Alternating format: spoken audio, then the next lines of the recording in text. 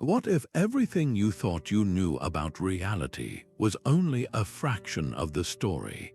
Imagine the universe not as a fixed, predictable stage, but as a shimmering cosmic tapestry woven with threads of uncertainty, wonder, and secrets beyond our wildest imagination. This is the world of quantum space, a realm where particles exist in multiple places at once, where information travels instantly across cosmic distances, and where the very act of observation can reshape reality itself. It defies logic, challenges intuition, and invites us to reconsider not just the nature of the cosmos, but our place within it. We're about to embark on a journey into these hidden dimensions, exploring 30 fantastical insights that reveal just how strange, beautiful, and interconnected the quantum world truly is.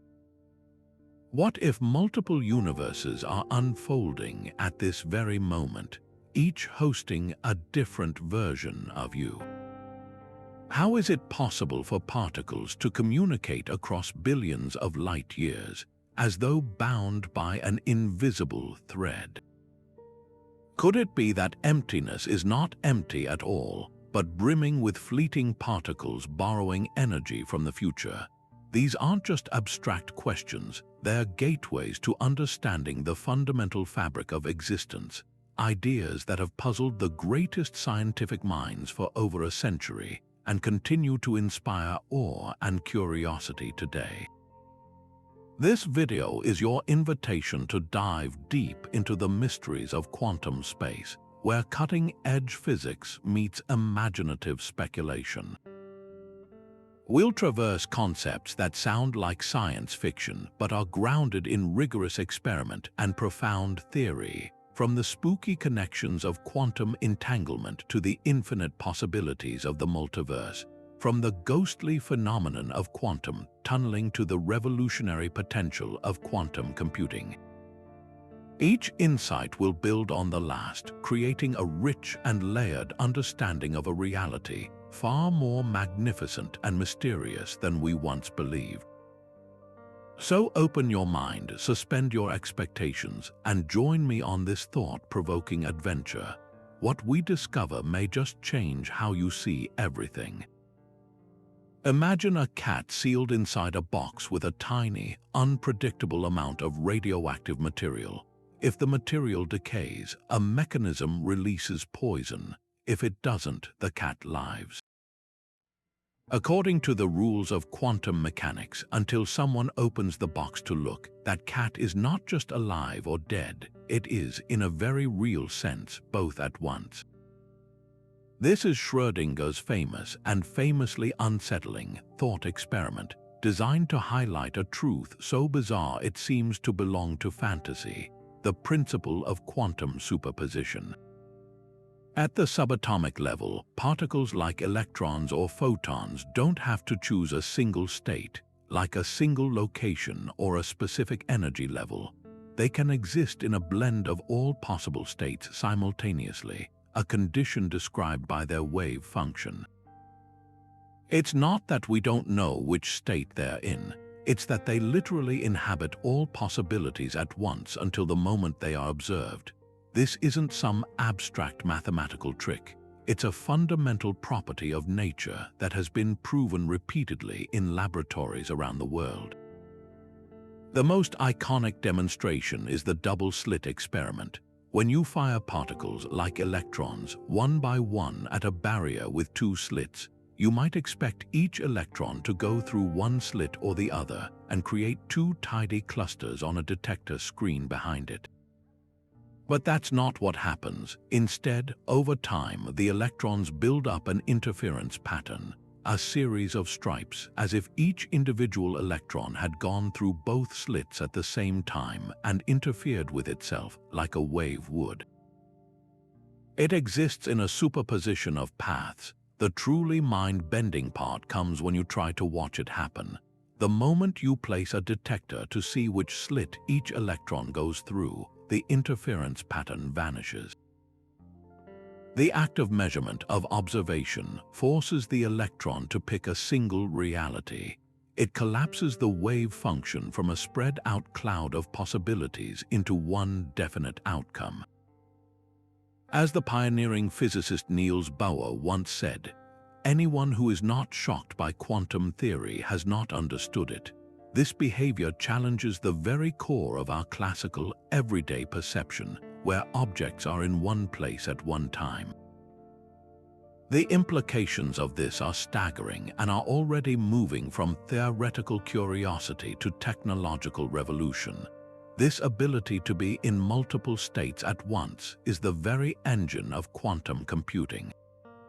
A classical computer bit can be either a 0 or a 1. A quantum bit or qubit can be 0, 1, or any complex combination of both, a superposition. This allows a quantum computer to perform a vast number of calculations simultaneously. Where a classical computer would have to try one password at a time, a quantum computer could, in principle, test all possible passwords at once.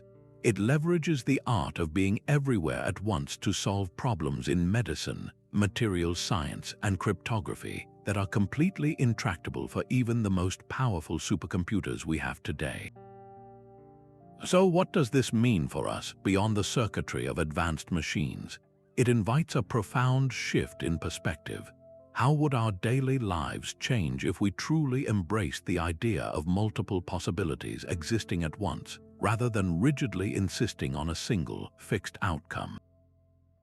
We often see our choices as binary forks in the road, leading to one destiny or another. But the quantum world suggests a different model, a shimmering web of potential, where all paths are real until a moment of interaction brings one into focus. It's a reminder that reality may be far more fluid and open-ended than it appears, setting the stage for the even deeper mysteries to come. Now, if superposition challenges our idea of a single reality, entanglement completely shatters our understanding of separation. Think of the profound, sometimes inexplicable connection between identical twins, how one might feel a sudden pang of pain or surge of joy at the exact moment the other, miles away, experiences it. This deep, intuitive bond is the closest analogy we have in our macroscopic world to what happens at the quantum level, but even that falls short of the sheer strangeness of quantum entanglement. Here, two particles become so deeply linked that their fates are permanently intertwined, regardless of the vastness of space between them. They are no longer independent entities but parts of a single, unified quantum system. This idea was so unsettling to the great Albert Einstein that he derided it as spooky action at a distance. He, along with colleagues Boris Podolsky and Nathan Rosen, highlighted this phenomenon in a famous 1935 paper meant to point out what they saw as a fatal flaw in quantum theory. They argued that if quantum mechanics allowed for such instant connections, it must be an incomplete theory, as it seemingly violated the cosmic speed limit set by his own theory of relativity. Nothing can travel faster than the speed of light. For Einstein, the universe was local and realistic objects had defined properties before measurement, and any influences needed time to travel. Entanglement, with its suggestion of instantaneous communication, was simply too spooky to be real. For decades, this remained a philosophical debate, a theoretical puzzle for physicists to argue over. That changed with the groundbreaking work of a brilliant Irish physicist named John Bell. In the 1960s, Bell devised a practical way to test whether Einstein's hidden variables or the spooky quantum connection was correct. He created a mathematical theorem, now known as Bell's inequality, that could be tested with real-world experiments.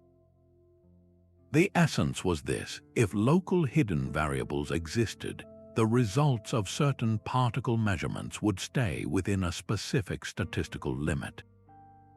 If quantum mechanics was correct and particles were truly entangled, those limits would be shattered. When technology finally caught up to the theory, experiments were conducted, most famously by Alain Aspect and his team in France in the 1980s.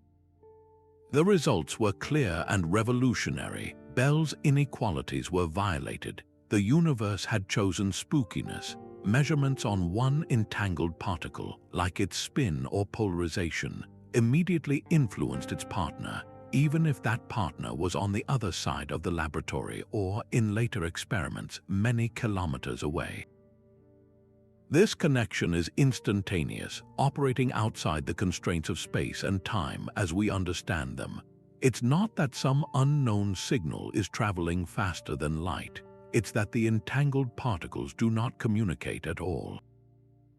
They are, in a very real sense, still one entity. A change to one is a change to the whole system, no matter how far apart its parts are stretched. This bizarre property isn't just a laboratory curiosity. It's the foundation for transformative technologies, most notably in the field of quantum cryptography. By using entangled photons to create secret keys for encrypting messages, we can create communication systems that are fundamentally unhackable. The reason is the very act of an eavesdropper trying to measure the quantum state of the photons would disturb their delicate entanglement, immediately alerting the legitimate users to the security breach. It's a perfect marriage of profound theory and practical application, turning a philosophical paradox into a tool for perfect privacy. So where does this leave us? The confirmed reality of entanglement suggests a universe that is far more deeply interconnected than we ever imagined. It hints at an underlying wholeness, a cosmic unity where separation may be the ultimate illusion. It forces us to ask not just how particles can achieve this, but whether this profound connectedness extends into our own lives in ways we are only beginning to sense. Could the bonds of deep love, empathy, or intuition be faint echoes of a quantum connection written into the fabric of reality itself? While we may never share a quantum link with another person, the existence of entanglement reveals a universe that is fundamentally and mysteriously one. If superposition and entanglement stretch the limits of our imagination, then quantum tunneling shatters them entirely. Picture yourself walking straight toward a solid brick wall. According to every law of motion you've ever known, you would bounce right off, perhaps with a bruised shoulder. But what if, just for a moment, you could simply slip through it like a ghost passing through a doorway? At the subatomic level, this isn't a fantasy, it's a routine occurrence. Particles like electrons regularly perform this feat, traversing barriers that should be utterly impenetrable to them. They don't smash through or go over the top, they seem to find a hidden tunnel straight through the middle, a phenomenon so aptly named quantum tunneling. This incredible process is not magic, though it certainly seems like it. It's a direct and beautiful consequence of the wave-like nature of all quantum objects, governed by the probabilistic rules of their wave functions. Think of it like this: in our everyday world, if you roll a ball up a hill without enough energy to reach the top, it will roll back down every single time. It's trapped, but for a quantum particle, the situation is wonderfully different. Its existence is spread out, described by a wave of probability. When this probability wave encounters a barrier, most of it reflects back, just as you would expect. But a small part of it, a tiny whisper of a chance, actually leaks through to the other side. This means there is a definite, calculable probability that the particle will simply appear on the far side of the barrier, as if it had tunneled through an invisible passage. It's a statistical game of chance, but for trillions of particles, that tiny probability becomes a certainty. The driver behind this is the Heisenberg uncertainty principle, which tells us there is a fundamental fuzziness to the universe. We cannot precisely know both a particle's position and its momentum at the same time. This inherent uncertainty creates a little wiggle room, a brief window where energy can be borrowed for an incredibly short time, allowing the particle to overcome an energy barrier it classically shouldn't be able to. The mathematics behind it involves solving the Schrödinger equation for a particle facing a potential barrier, and the solution always yields a non-zero probability of finding the particle on the other side. The taller or wider the barrier, the smaller that probability becomes, but it never quite reaches zero.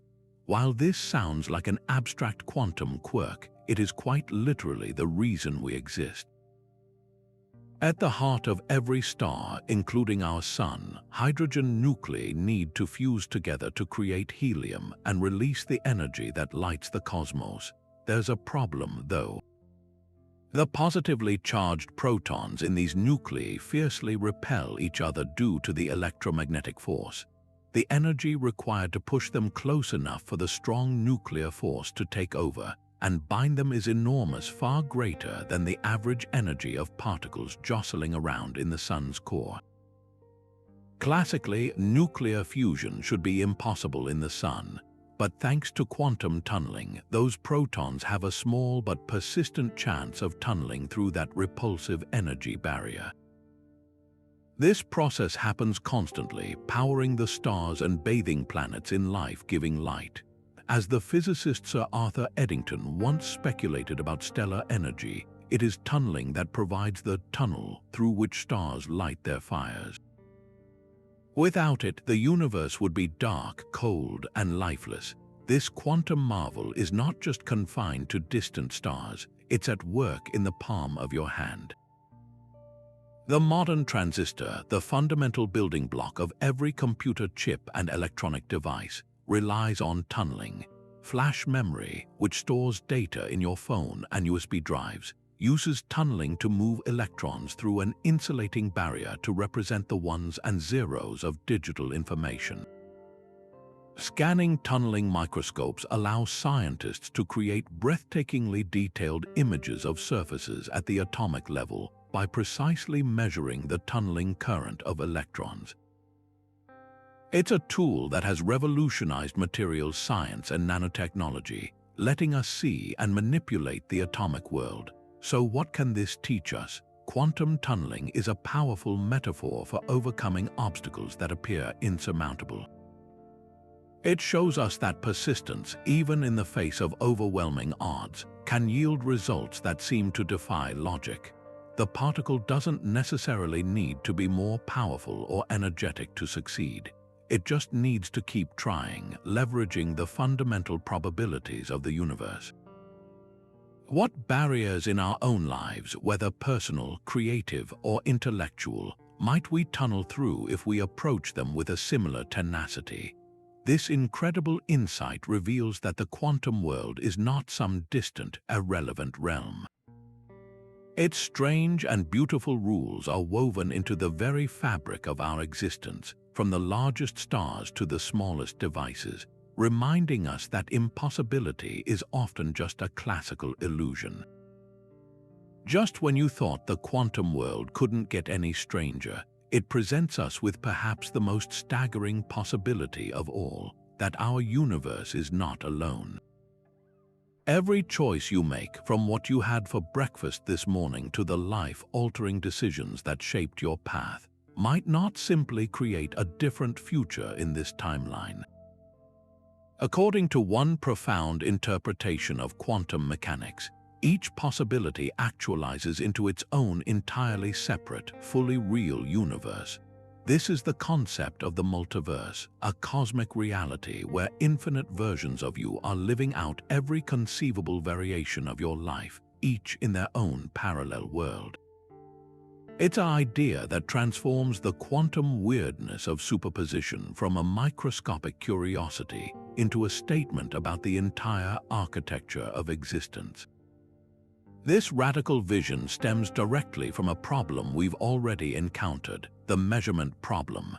In the standard Copenhagen interpretation, the wave function, which describes all the possible states of a particle collapses into a single reality the moment it is observed. But this always left a thorny question. What or who qualifies as an observer, and what exactly constitutes a measurement? In the 1950s, a brilliant young physics graduate student named Hugh Everett Roman III proposed a stunningly elegant and deeply unsettling solution. He suggested that the wave function never actually collapses. Instead, every single possible outcome contained within it actually happens. When a quantum event with multiple potential outcomes occurs, the entire universe branches or splits into multiple copies, one for each possible result. In one universe, the radioactive atom decays and Schrödinger's cat is dead. In the brand new, equally real branch universe, it does not decay, and the cat is alive and well. There is no collapse because every possibility is realized somewhere. Everett called this the relative state formulation, but it quickly became known as the many worlds interpretation. It was a theory so vast in its implications that it was largely ignored or dismissed for years, seen as the kind of extravagant speculation that gave physics a bad name. Yet, it solves the measurement problem with breathtaking parsimony by simply eliminating the need for a special, ill-defined act of observation. The universe just keeps branching at every quantum junction, creating an ever-expanding tree of reality whose limbs are all equally genuine. This leads to a truly dizzying conclusion. Right now, as you watch this, a version of you decided to click on a different video. Another version is living in a world where a key historical event turned out differently. The number of parallel universes is not just large, it is truly infinite, a fractal unfolding of every conceivable possibility. A particularly stark thought experiment used to explore this is the idea of quantum suicide. Imagine a setup where a gun is pointed at you, triggered by a quantum event like the decay of a radioactive atom. In the many worlds view, at each moment the atom has a 50% chance of decaying. In the branches where it does decay, the gun fires and that version of you dies. But there will always be branches where it does not decay. From the perspective of your conscious experience, you would only ever find yourself in the sequences of universes where you continue to survive. You would experience a seemingly miraculous escape every single time, never perceiving the branches where your story ended. This isn't about immortality. It's about the subjective experience of a consciousness that can only track one path through the infinite maze of possibilities. The concept has gained considerable traction in modern cosmology, championed by thinkers like Max Tegmark. He argues that if the universe is infinite, or if inflation theory is correct, then everything that can happen will happen, not just as a quantum abstraction, but as a mathematical inevitability.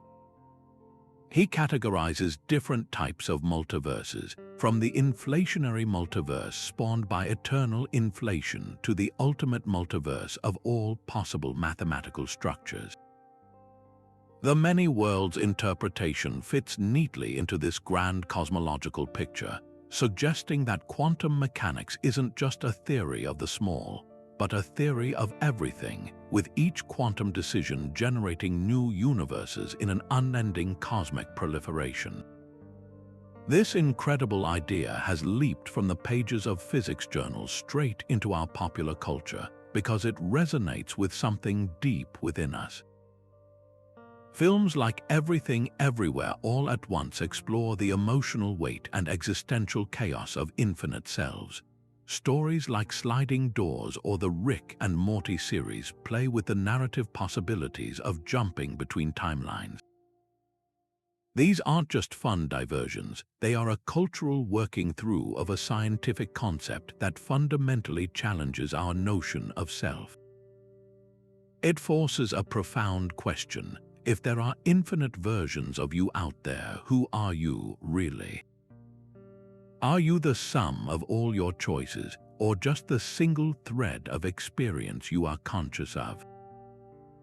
What would you ask that other you, the one who took that job abroad, or married that other person, or decided to pursue a completely different dream. The multiverse doesn't just expand our view of the cosmos, it expands our view of ourselves, suggesting that our lives are but one variation on an infinite theme of potential, each one valid, each one real. But if the multiverse shows us a reality of infinite possibilities, the very fabric of that reality is far from empty. Imagine the vacuum of space not as a true void, but as the most prolific cosmic loan shark imaginable. It is a seething, bubbling sea of potential, constantly lending out tiny packets of energy that must be paid back almost instantly. This is the realm of virtual particles, where something emerges from nothing on a timescale so brief it defies detection, all thanks to a fundamental quantum loophole. This ceaseless activity means that what we call empty space is, in fact, the most dynamic and rich environment imaginable. This incredible phenomenon is made possible by the Heisenberg uncertainty principle, which we've seen creates a little bit of wiggle room in the universe.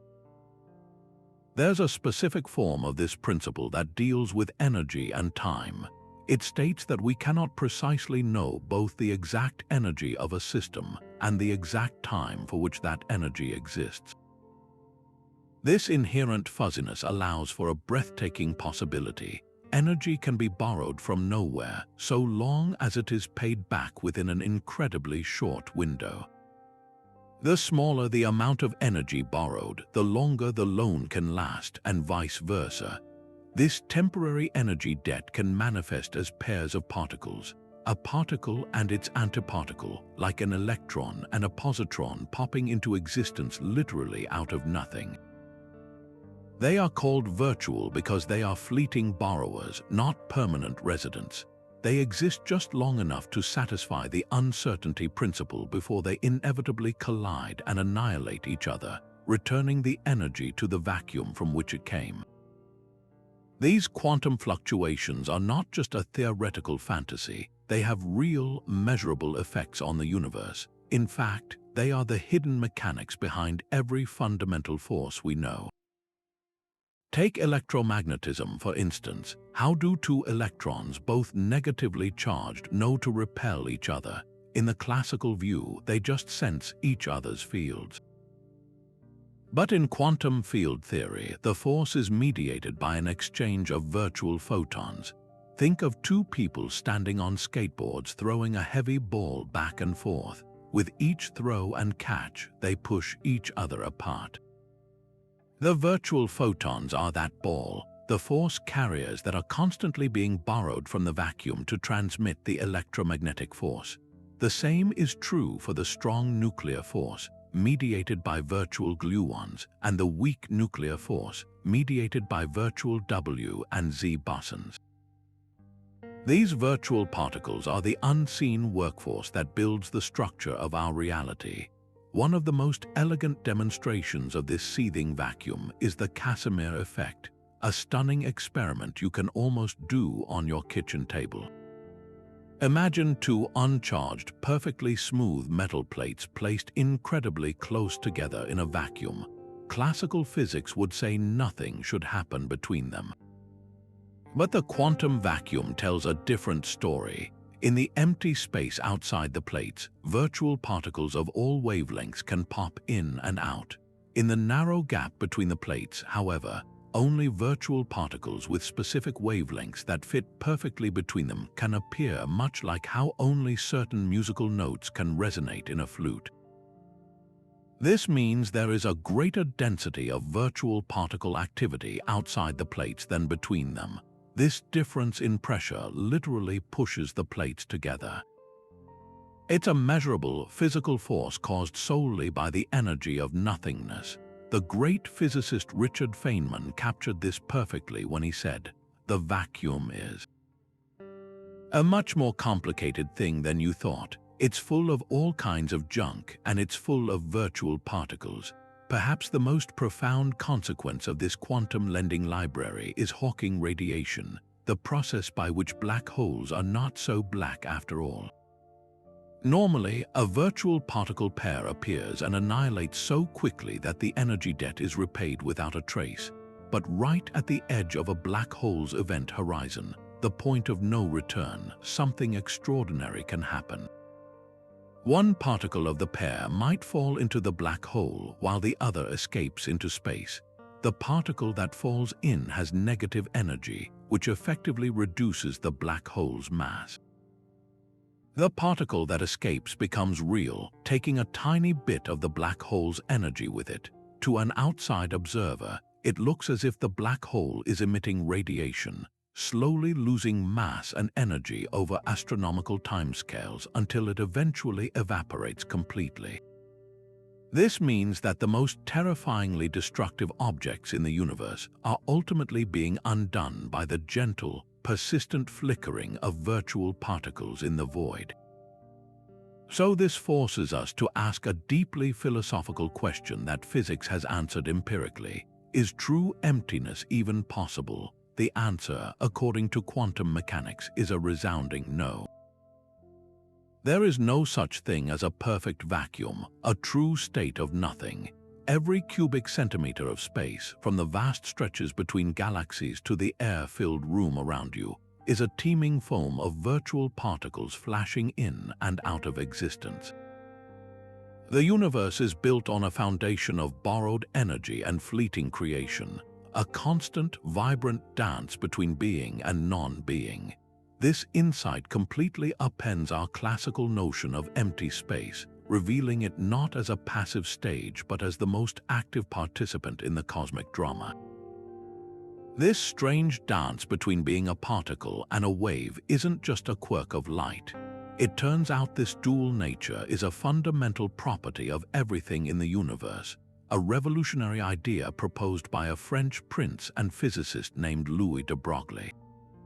In his groundbreaking 1924 PhD thesis, de Broglie made a stunningly bold hypothesis. If light, which everyone thought was a wave, could act like a particle, then perhaps matter, which everyone thought was made of particles, could act like a wave. He suggested that every single object, from a speeding electron to a thrown baseball to your own body, has an associated wave nature. This wavelength, now known as the de Broglie wavelength, is inversely proportional to the object's momentum. For something as large and fast as a baseball, this wavelength is unimaginably tiny, far smaller than an atom, making its wave-like properties utterly undetectable. But for something as small and light as an electron, its wavelength becomes significant, comparable to the spacing between atoms in a crystal. This wasn't just wild speculation, it was a prediction that could be tested. And tested it was. Just a few years later, physicists Clinton Davison and Lester Germer in the United States and George Paget Thomson in Scotland independently conducted experiments firing beams of electrons at crystalline materials. If electrons were simply particles, they would scatter randomly off the atoms. But what they observed was a distinct interference pattern, concentric rings of bright and dark spots, exactly what you would expect if the electrons were behaving as waves, diffracting through the regular lattice of the crystal. The results were unambiguous. Matter has wave-like properties. De Broglie's radical idea was proven correct, earning him the Nobel Prize in Physics in 1929. And forever changing our understanding of what matter truly is. This profound duality is not a mere academic curiosity. It is the operating principle behind one of our most powerful tools for seeing the incredibly small, the electron microscope. A traditional light microscope is limited by the wavelength of visible light. You can't see details smaller than the light waves themselves. But because electrons, when accelerated to high speeds, have a wavelength thousands of times shorter than that of light, an electron microscope can achieve phenomenal resolution. It uses magnetic fields to focus these electron waves, just as a glass lens focuses light waves, allowing us to create stunningly detailed images of viruses, individual atoms, and the intricate structures within materials. We are literally using the wave nature of matter to map the atomic world, a perfect example of a quantum paradox being harnessed for profound discovery.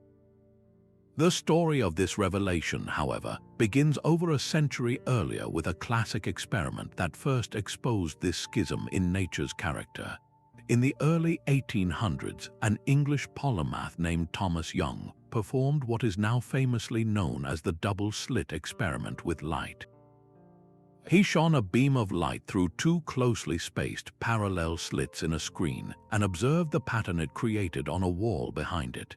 Instead of seeing two bright bands, he saw a series of alternating light and dark fringes, an interference pattern. This was the definitive proof that light behaved as a wave because only waves can interfere with each other, crest meeting trough to cancel out, and crest meeting crest to amplify. This experiment settled a long-running debate and seemed to firmly place light in the wave category. Yet, as we now know, that was only half the story. When we repeat that same experiment today, firing single photons or electrons one at a time, we see that each one arrives at the detector as a single, discrete particle, a tiny dot. But over time, as thousands of these dots accumulate, they build up that very same interference pattern. Each individual entity behaves like a particle, but the collective pattern reveals a wave. It is forced to somehow interfere with itself, a paradox that lies at the very heart of quantum mechanics. Perhaps the best way to wrap our minds around this is not through equations, but through a simple analogy. Consider a single person. In one context, they are a meticulous scientist conducting precise experiments in a sterile lab, governed by logic and procedure. In another context, that very same person is a passionate, expressive dancer on a stage, moving with fluid emotion and artistry. They are not two different people. They are one complex individual whose behavior and even identity are expressed differently depending on the situation they are in. They don't cease to be a scientist while they are dancing, nor do they forget how to dance while they are in the lab.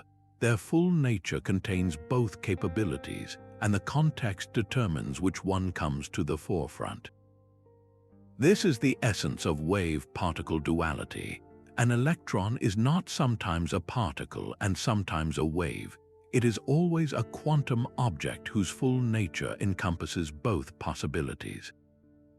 The way we choose to interrogate it, the experiment we set up forces it to reveal one aspect of its character over the other. Look for a particle and you will find a localized point. Look for a wave and you will find an extended, interfering probability distribution. This insight does more than just explain a quantum mystery. It holds up a mirror to our own lives.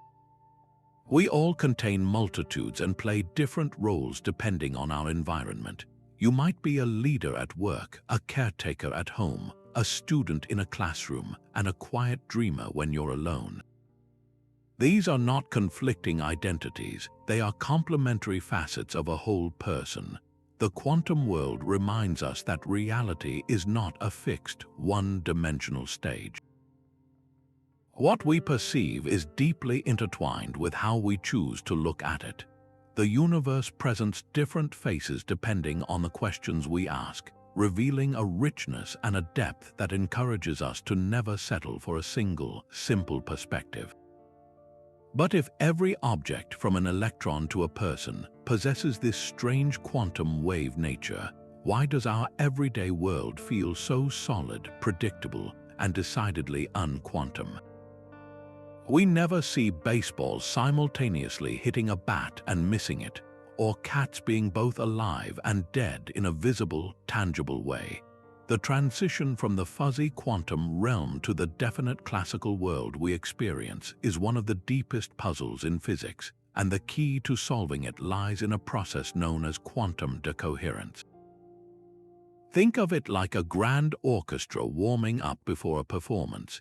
In the tuning room, you hear a cacophony of sound, a flutist practicing a scale, a violinist tuning a string, a trumpeter playing a riff. It's a messy, overlapping blend of individual noises, much like the superposition of states in a quantum system. But when the conductor raises the baton and the orchestra begins to play in unison, all those individual sounds become coordinated, locking into a single, harmonious melody that we can clearly understand. Decoherence is that process of the universe tuning its quantum instruments, forcing them to fall into step with their surroundings, and in doing so, making the weirdness fade away. At its heart, decoherence is the environmentally induced loss of quantum coherence. Coherence is what allows quantum states to maintain their superposition, to interfere with themselves, and to exhibit all those bizarre behaviors we find so fascinating. A single, perfectly isolated particle can happily exist in multiple states at once, but in the real world, nothing is ever truly isolated. Every object, especially a large one like a cat or a measuring device, is constantly bombarded by its environment. Trillions of photons of light, molecules of air, and other particles are continuously bumping into it, interacting with it, and effectively measuring it. Each of these tiny, random interactions acts like a mini observation, but with a crucial difference: there's no human observer needed. The environment itself is performing trillions of measurements every second. This relentless interaction causes the delicate phases between the different states in a superposition to become randomized. The states effectively lose their connection to each other. They can no longer interfere. It's as if the wave function, which was once a single, coherent entity describing many possibilities, becomes a messy mixture of separate, independent classical states. The quantum information about the correlations between these states leaks out into the vast environment, becoming irretrievably lost for all practical purposes. This process, called einselection or environment-induced superselection, explains why certain states are selected as classical while others are washed away. This concept finally provides a powerful and elegant resolution to the famous paradox of Schrödinger's cat. The problem was never about the cat itself being in a superposition. The problem was assuming the cat could be perfectly isolated from its environment. In reality, the moment the radioactive atom interacts with the Geiger counter, that interaction begins a rapid chain reaction. The state of the atom becomes entangled with the state of the Geiger counter, which in turn becomes entangled with the state of the hammer, the poison vial, the air molecules in the box, and the cat's own body. This entire complex system becomes correlated. The information about whether the atom decayed is imprinted onto the environment almost instantly. Decoherence causes this massive, entangled state to lose its quantum coherence on a timescale unimaginably faster than any human could open the box. Long before we lift the lid, the system has decohered, and the universe has effectively already chosen a branch. The cat is either definitively alive or definitively dead, not because a conscious observer looked, but because its environment continuously did. As the physicist Wojciech, a pioneer in decoherence theory, puts it, the environment acts as a witness. The decoherence is so fast, it's as if the environment is keeping track of what's happening. This process is not just a theoretical idea, it has been demonstrated spectacularly in the laboratory. Scientists can now create large molecules, some composed of hundreds of atoms, and put them into a state of superposition, making them pass through two slits at once in a modern version of the double-slit experiment. They can then carefully introduce interactions with the environment and watch in real time as the beautiful interference pattern, the signature of quantum behavior, gradually fades away, replaced by the two simple bands of a classical particle. They are literally watching decoherence happen, observing the quantum to classical transition unfold before their eyes. The larger and more complex the molecule, the faster this process occurs, explaining why we don't see quantum effects in our macroscopic world. It happens too quickly for us to notice. This insight profoundly shifts our perspective on the role of observation. It suggests that we, as conscious observers, are not special actors who collapse wave functions with our minds. Instead, we are complex physical systems embedded within and interacting with that same environment. We become entangled with the systems we measure. Our own neurons, bombarded by environmental noise, are subject to decoherence. What we perceive as a single, definite outcome is simply the branch of the universal wave function that we are entangled with. This moves us from a mysterious, physics-breaking act of consciousness to a physical, continuous process of interaction. It forces us to ask a more nuanced question. If our observation doesn't create reality but simply confirms the branch we're on, how does our particular perspective as living, experiencing beings shape our understanding of the world? Decoherence provides the missing link, the physical mechanism that bridges the abstract mathematics of the quantum world with the concrete, definite reality we all navigate every day.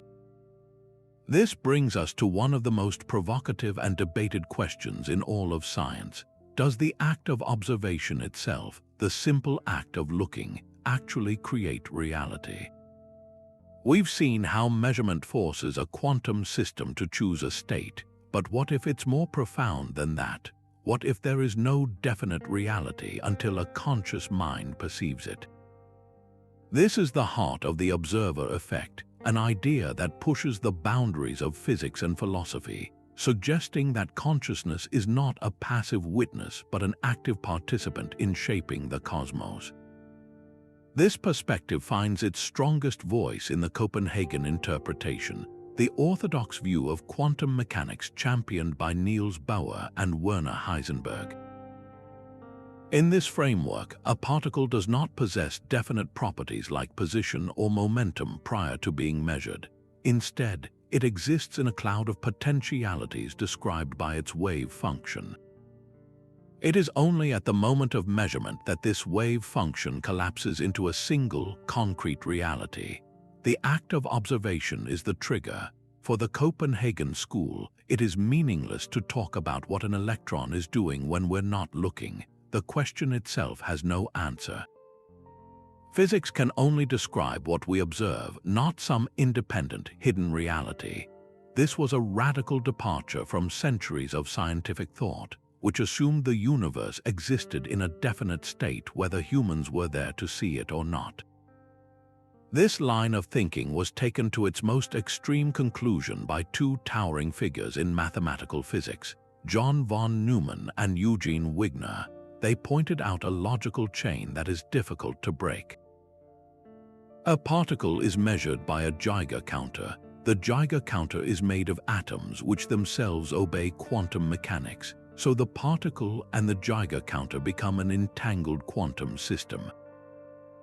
That system is then observed by a human scientist, but the scientist's brain is also made of atoms. Where, then, does the chain of entanglement end? When does the final, irreversible collapse occur? Von Neumann and Wigner argued that it must terminate in the abstract realm of consciousness. They proposed that it is the conscious observation by a sentient being that ultimately collapses the wave function. This von Neumann-Wigner interpretation places consciousness outside the physical system described by the Schrödinger equation, assigning it a unique, almost mystical role as the author of reality. Wigner even devised a thought experiment, often called Wigner's friend, which highlights the paradox. If his friend is in a lab performing an experiment, is the result not real until Wigner himself opens the door and asks his friend what happened? This suggests that reality might be subjective, dependent on the observer's knowledge. The legendary physicist John Wheeler crafted perhaps the most stunning thought experiment to illustrate this participatory universe, which he called the delayed choice experiment. Imagine we're performing the double-slit experiment with a twist using a single photon. We can set up a detector after the slits to see which path the photon took, which will force it to act like a particle and destroy the interference pattern. Or we can remove the detector and let it act like a wave, creating an interference pattern. Wheeler's genius was to propose waiting until after the photon has already passed through the slits when it is already in flight, to randomly decide whether to insert the path detector or not. The astonishing implication is that our choice after the fact seems to determine how the photon behaved in the past. Did it travel as a wave through both slits or as a particle through one? The experimental result, which has been confirmed, shows that the photon's behavior is consistent with the final setup. Our present choice appears to retroactively dictate its past action, blurring the line between cause and effect and suggesting that the universe's history is not fixed until it is observed.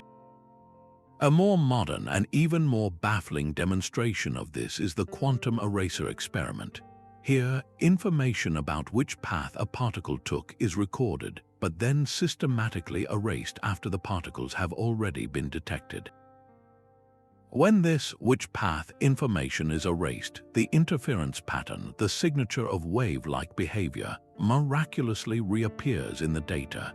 It's as if the particle somehow knows in the past whether this information will be available in the future and adjusts its behavior accordingly. The past seems mutable, not a fixed record but a story that is written only when the final chapter is read.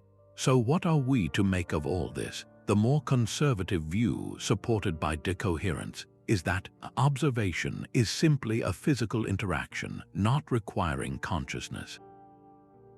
The environment acts as a continuous observer. However, the more radical interpretations force us to confront a deeply personal question: is our attention a creative force? The science suggests that on a fundamental level, the universe responds to our inquiries. The questions we ask determine the answers we get. This doesn't mean we can simply wish a new car into existence through positive thinking. But it might mean that our focused intention, our conscious observation, plays a non-trivial role in crystallizing one possibility out of a sea of potentials. It blurs the ancient line between the mind and the physical world, suggesting that we are not just inhabitants of the universe but co-creators of it, engaged in a constant, silent dialogue with the quantum foundation of everything that is. But if the observer effect makes us question our role in reality, quantum field theory offers a breathtakingly elegant answer to what that reality is actually made of.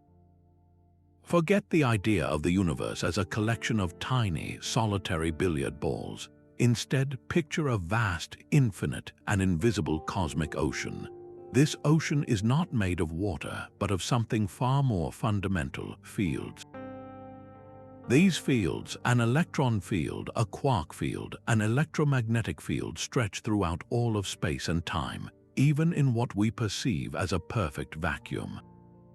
They are the true bedrock of existence, and what we perceive as particles are not little specks of stuff, but mere excitations or ripples in these underlying fields.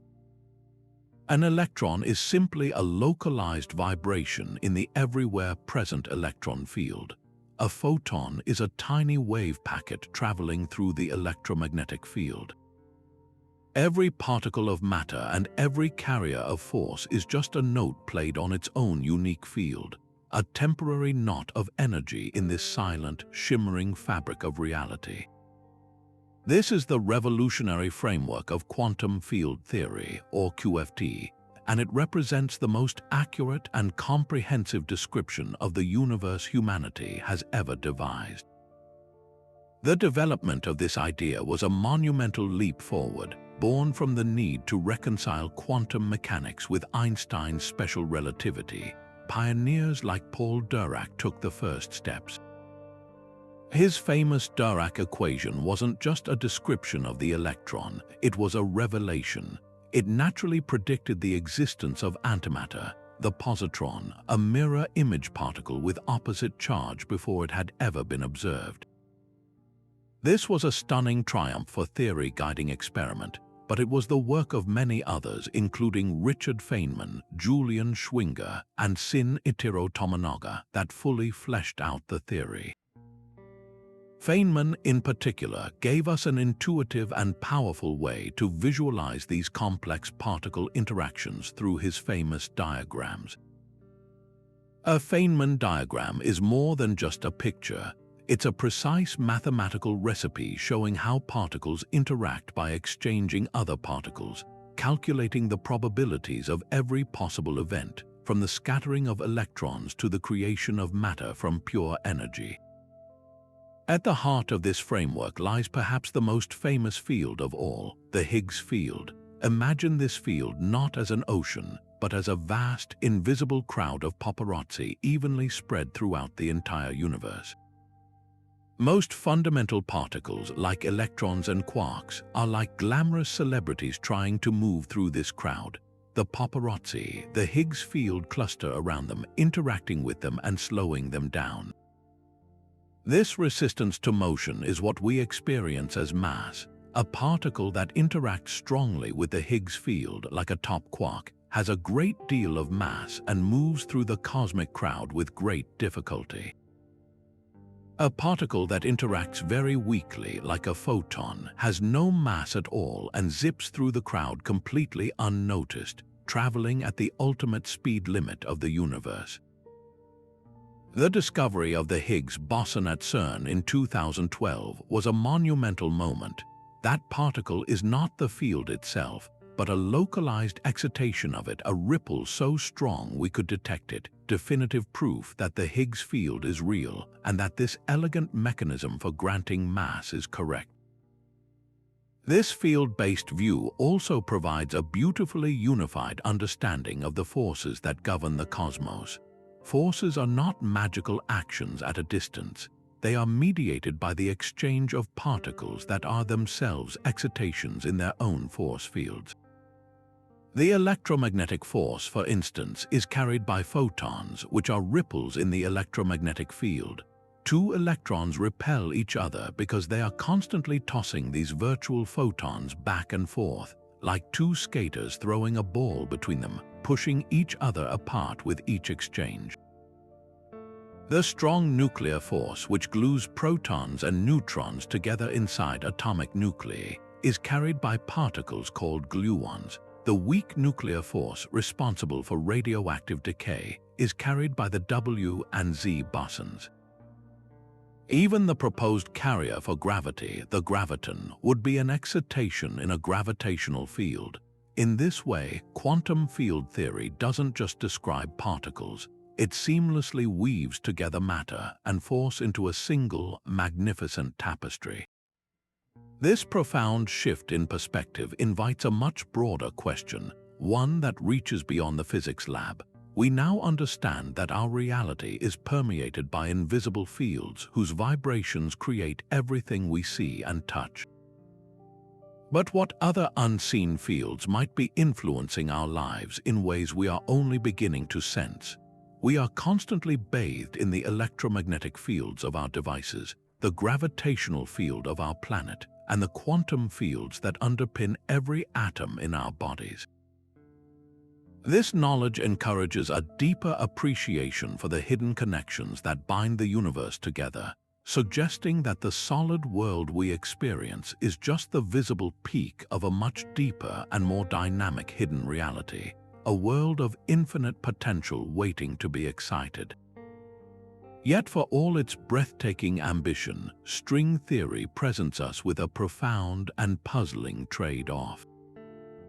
To make the mathematical equations of these vibrating strings work consistently, to avoid nonsensical answers like infinite probabilities, the theory demands something extraordinary, that the universe must have more than the three spatial dimensions and one time dimension we experience every day.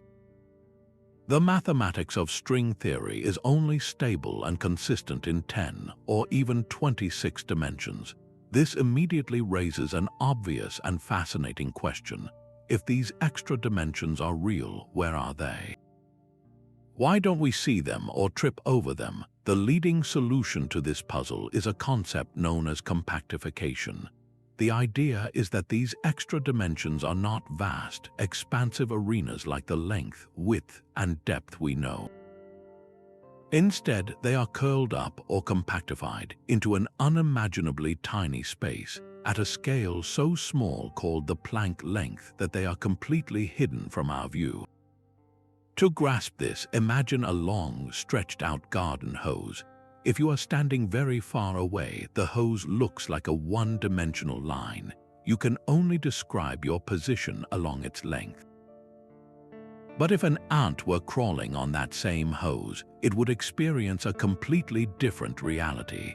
It could crawl along the length of the hose, but it could also crawl in a circle around its thin, circular circumference. The ant lives in a two-dimensional world, while from a distance we only perceive one. String theory suggests that at every single point in our familiar three-dimensional space, there exists a similar, hidden, tiny, multi-dimensional shape, a complex geometric form that defines how the strings within it can vibrate. The most popular candidates for these shapes are known as Calabi-Yau manifolds. These are intricate, six-dimensional mathematical shapes that look like beautifully sculpted, multi-hole jewels when projected into three dimensions. The specific way a Calabi-Yau manifold is curled up at each point determines the possible vibrational patterns of the strings, which in turn determines the laws of physics in that universe, the particles and forces that will emerge.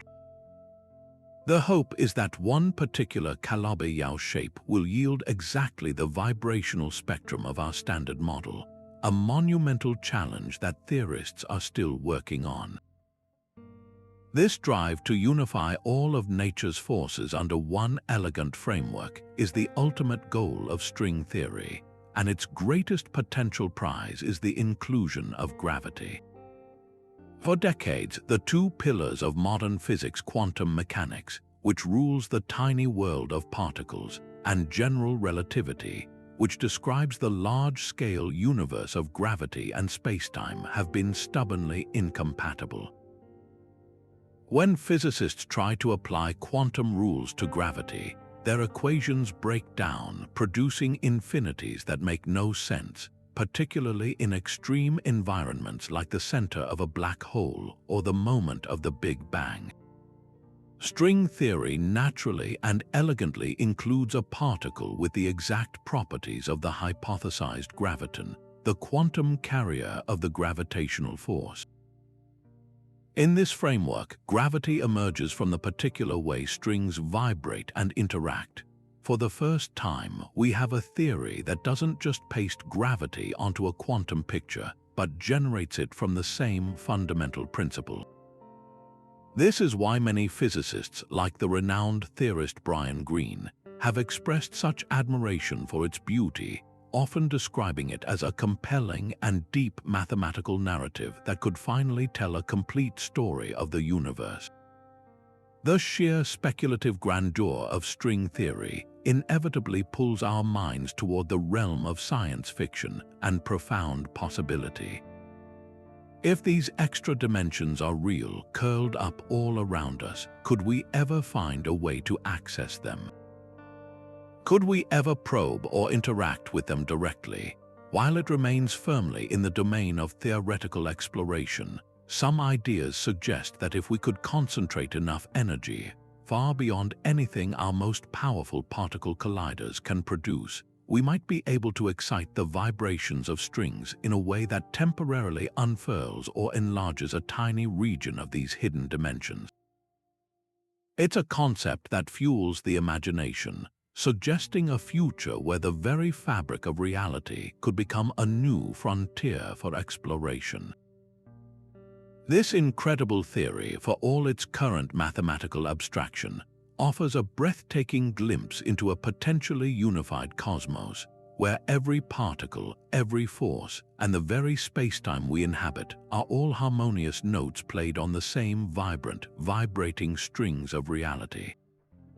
Yet for all the breathtaking success of quantum field theory in describing the particles and forces of the Standard Model, it remains fundamentally incomplete.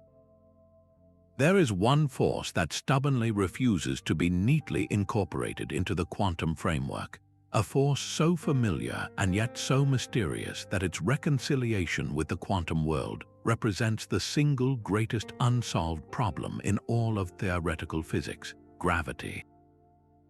This is the monumental challenge of quantum gravity, the effort to marry Einstein's majestic theory of general relativity with the bizarre, probabilistic rules of quantum mechanics.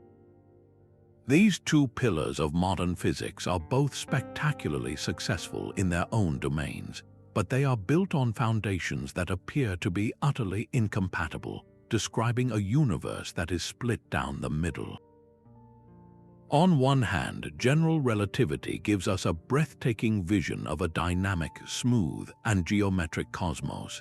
It tells us that gravity is not a force in the traditional sense, but rather the curvature of spacetime itself. Massive objects like stars and planets warp the four-dimensional fabric of the universe, and what we perceive as the force of gravity is simply objects following the straightest possible paths through this curved geometry. It is a classical theory, deterministic and continuous. Spacetime is a smooth, unbroken landscape. On the other hand, quantum mechanics rules the microscopic realm of atoms and particles. It is a world of inherent randomness, uncertainty, and discrete packets of energy. In quantum field theory, the vacuum is a seething foam of virtual particles, a granular and probabilistic frenzy. The central conflict is right there. General relativity needs a smooth, classical stage, while quantum physics insists that the stage itself must be made of something grainy and quantum at the very smallest scales. Nowhere is this conflict more dramatic and more puzzling than at the edge of a black hole. According to general relativity, a black hole is an infinitely dense point of matter, a singularity hidden behind an event horizon, a point of no return from which not even light can escape.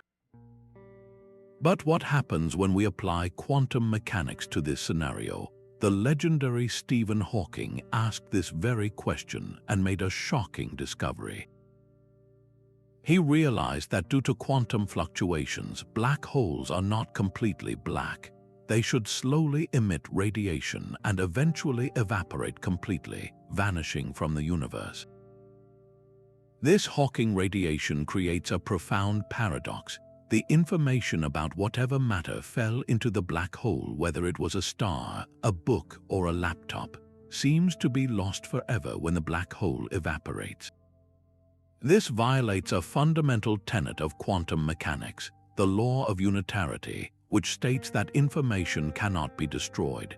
This black hole information paradox pits the two great theories directly against each other, and resolving it is seen as a crucial key to unlocking the secret of quantum gravity. The physics community has responded to this challenge with several ambitious and very different approaches.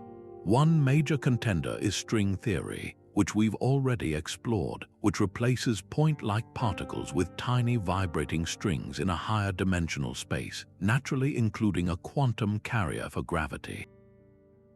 Another fascinating approach is loop quantum gravity. Instead of strings, this theory proposes that space itself is not smooth and continuous, but is woven from a fabric of tiny, discrete, interconnected loops. Think of a piece of cloth. From a distance it looks smooth and continuous, but up close you see it's made of individual threads. Loop quantum gravity suggests that spacetime is similar, with a finite, granular structure at the smallest possible scale, the Planck length.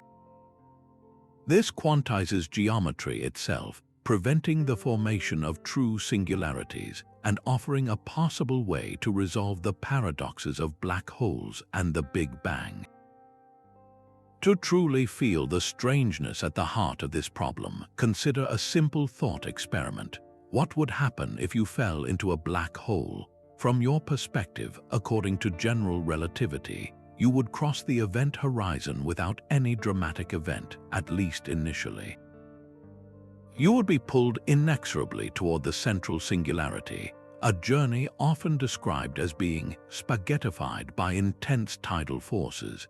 But from the perspective of a distant observer watching you fall, something utterly bizarre occurs. Due to the extreme gravitational time dilation predicted by Einstein, your image would appear to slow down, redden, and fade away, never quite seeming to cross the event horizon. The distant observer would see you smeared across the surface of the black hole, your information encoded there. But where are you really? Are you inside, or are you encoded on the surface? This firewall paradox highlights the deep incompatibility of the two theories. They give two completely different, mutually exclusive accounts of the same event. The quest for quantum gravity is more than an academic exercise. It is a journey to the heart of reality. Unifying these two theories would give us a theory of everything, a single framework capable of describing every phenomenon in the universe, from the frantic dance of subatomic particles to the majestic swirl of galaxies. It would allow us to peer back to the very first moments of the Big Bang and understand the true nature of spacetime itself. This pursuit forces us to confront the most fundamental questions about how the extremes of scale intertwine. It asks how the vast, smooth cosmos of stars and galaxies can emerge from a frenetic, granular, quantum underworld, suggesting that the universe is a single, deeply interconnected entity, and that finding the language to describe it in its entirety will be one of humanity's greatest ever achievements. We've journeyed through a cosmos where particles blur across space and dance in multiple realities. But now we arrive at perhaps the most foundational and disorienting question of all.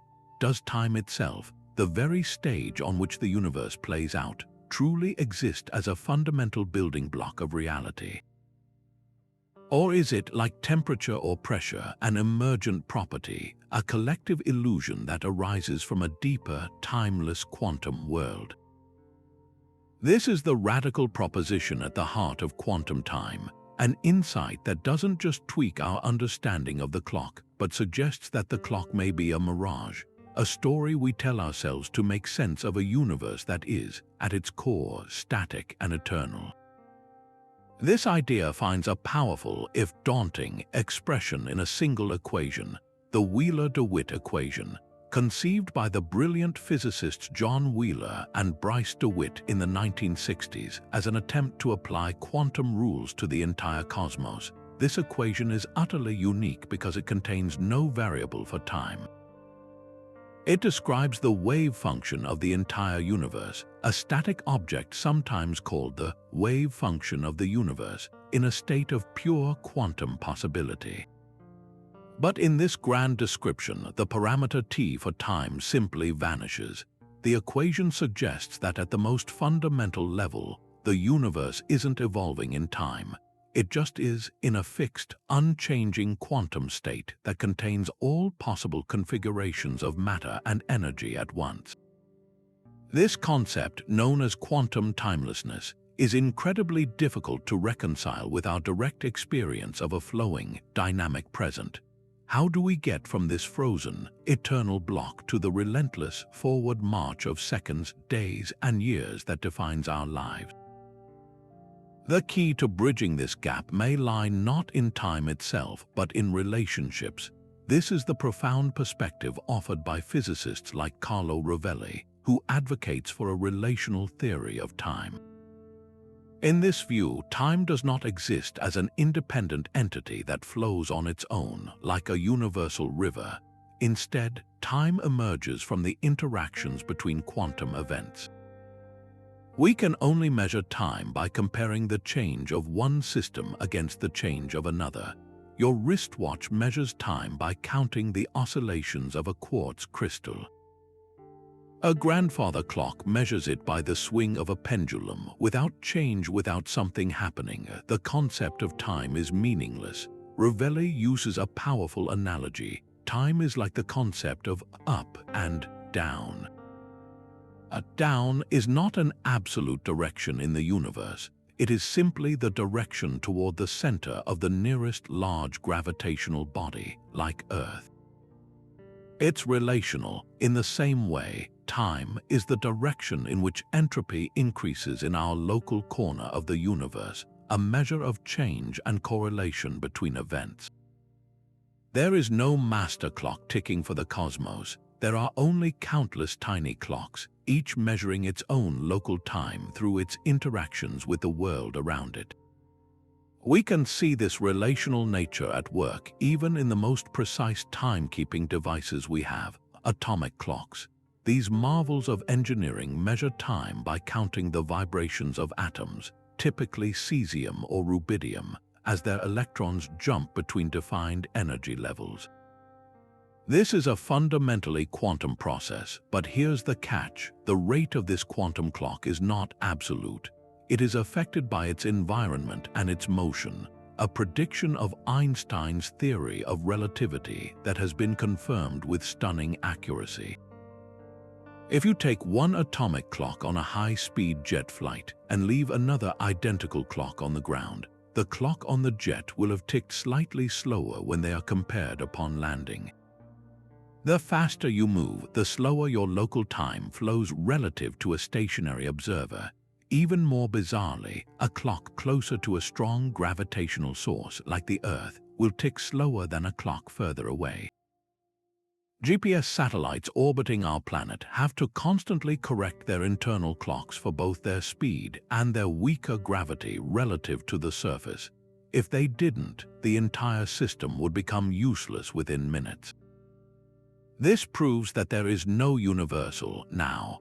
Your present moment is not the same as someone else's if you are moving relative to them or experiencing a different gravitational field. Time is not a backdrop, it is a local variable woven from the fabric of quantum interactions and gravitational geometry. This forces us to confront a question that has puzzled philosophers and physicists for centuries. Is the flow of time an illusion? From the perspective of the block universe theory, which is compatible with both relativity and the Wheeler-DeWitt equation, the past, present, and future all exist equally and eternally. The Big Bang, your birth, and the distant heat death of the universe are all just different coordinates in a vast four-dimensional landscape. The feeling that time flows is a trick of our conscious perception, a cognitive lens that focuses on one moment at a time, creating a narrative of cause and effect from a reality where everything simply is. This doesn't make our experience any less real, but it suggests that time as we feel it is a derived property, not a fundamental one. It emerges from the quantum entanglement of particles and the increasing disorder or entropy of the universe. Our conscious awareness may be a story that the universe tells itself, a way of making sense of a static, quantum whole by reading it sequentially, one moment at a time. This insight doesn't just challenge our physics, it challenges our deepest intuitions about existence, suggesting that the most constant companion of our lives, time itself, may be the greatest illusion of all. Throughout our journey, we've explored a reality built on waves, particles, and fields. But what if the most fundamental ingredient of all is something far more abstract? What if the universe is not, at its heart, made of stuff, but of information? This is the radical proposition of quantum information theory, a perspective that suggests the particles, forces, and even space-time itself might simply be physical manifestations of an underlying informational code. In this view, the cosmos doesn't just contain information, it is information, and the quantum bit or qubit is its new basic unit of currency, a tool of such profound power that it is reshaping our understanding of computation and reality itself. To grasp the revolutionary nature of the qubit, we must first understand the profound limitation of the classical bit that powers every conventional computer. A classical bit is like a simple light switch. It can only be in one of two definite states, a on or off, 1 or 0.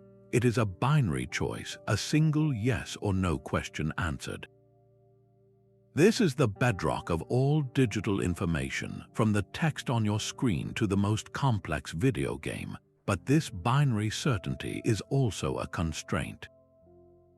A classical computer, no matter how powerful, must essentially check each possible solution one at a time when faced with a complex problem. It's like being in a vast labyrinth with an unimaginable number of corridors. A classical computer must walk down each one sequentially until it finds the exit, a process that could take longer than the age of the universe for certain tasks. The qubit shatters this paradigm. It is not a switch, it is a spinning coin. While a classical bit is definitively heads or tails, a qubit can be in a state of superposition, where it is both heads and tails simultaneously, with some probability of being one or the other. This is the quantum advantage. A single qubit can hold two states at once. Two entangled qubits can hold 4 possible states simultaneously. 3 qubits can hold 8. The power grows exponentially. 300 qubits could, in principle, hold more simultaneous states than there are atoms in the visible universe. This means a quantum computer can, in a very real sense, explore all those labyrinth corridors at the same time. It doesn't have to choose one path. It can traverse all possible paths in parallel, and then, through a cleverly designed quantum algorithm, interfere with those paths to amplify the probability of the correct answer and cancel out the wrong ones, revealing the solution in a fraction of the time. The potential of this approach was stunningly demonstrated by mathematician Peter Shor in 1994, when he developed an algorithm that could factor large numbers exponentially faster than any known classical algorithm.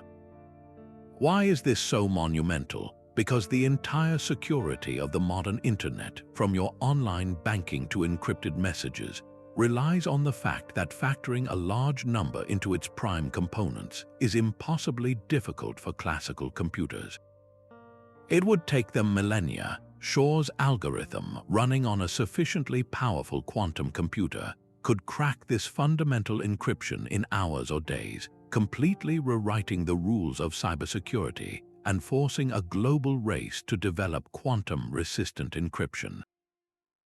This is just one example. Other algorithms, like Grover's algorithm for searching unsorted databases, offer a quadratic speedup, making them immensely powerful for sifting through massive amounts of data. The visionary physicist David Deutsch, one of the founding fathers of quantum computing, saw this potential not just as a technological upgrade, but as a philosophical watershed. He argued that the existence of a universal quantum computer would provide the first compelling physical evidence for the many worlds interpretation of quantum mechanics. In his view, the massive parallelism of a quantum computation isn't just a clever trick. It is literally harnessing the computational power of parallel universes. As he eloquently put it, a quantum computer is a machine that would use the quantum physics it embodies to perform computations of a kind that no Turing machine could perform in a feasible amount of time. He saw it as a tool for exploring the multiverse itself, a way to test the deepest theories about the structure of reality. This line of thinking leads to a breathtakingly speculative, yet intellectually captivating question. Could the universe itself be a quantum computer? Some theorists, like Seth Lloyd of MIT, have proposed that the cosmos might be understood as a continuous, ongoing quantum computation. In this view, every interaction between particles, every collision, every fluctuation, is a kind of logical operation. The universe is not just described by physical laws, it is computing those laws, with the state of the cosmos at any given moment being the output of an unimaginably vast and complex quantum calculation. The evolution of the universe from the Big Bang to the present would be the result of this cosmic computation, with reality itself as the ultimate output. This doesn't reduce the beauty of a sunset or the complexity of life to mere data processing. Instead, it elevates information to a fundamental physical principle, a new lens through which to understand why the universe is the way it is. This insight does more than just promise faster processors. It revolutionizes our very conception of information science, transforming it from a study of human communication into a potential key for unlocking the deepest secrets of cosmic architecture. But for all the incredible promise of quantum computing, there's a monumental obstacle standing in the way, a problem so fundamental it threatens to derail the entire endeavor: fragility.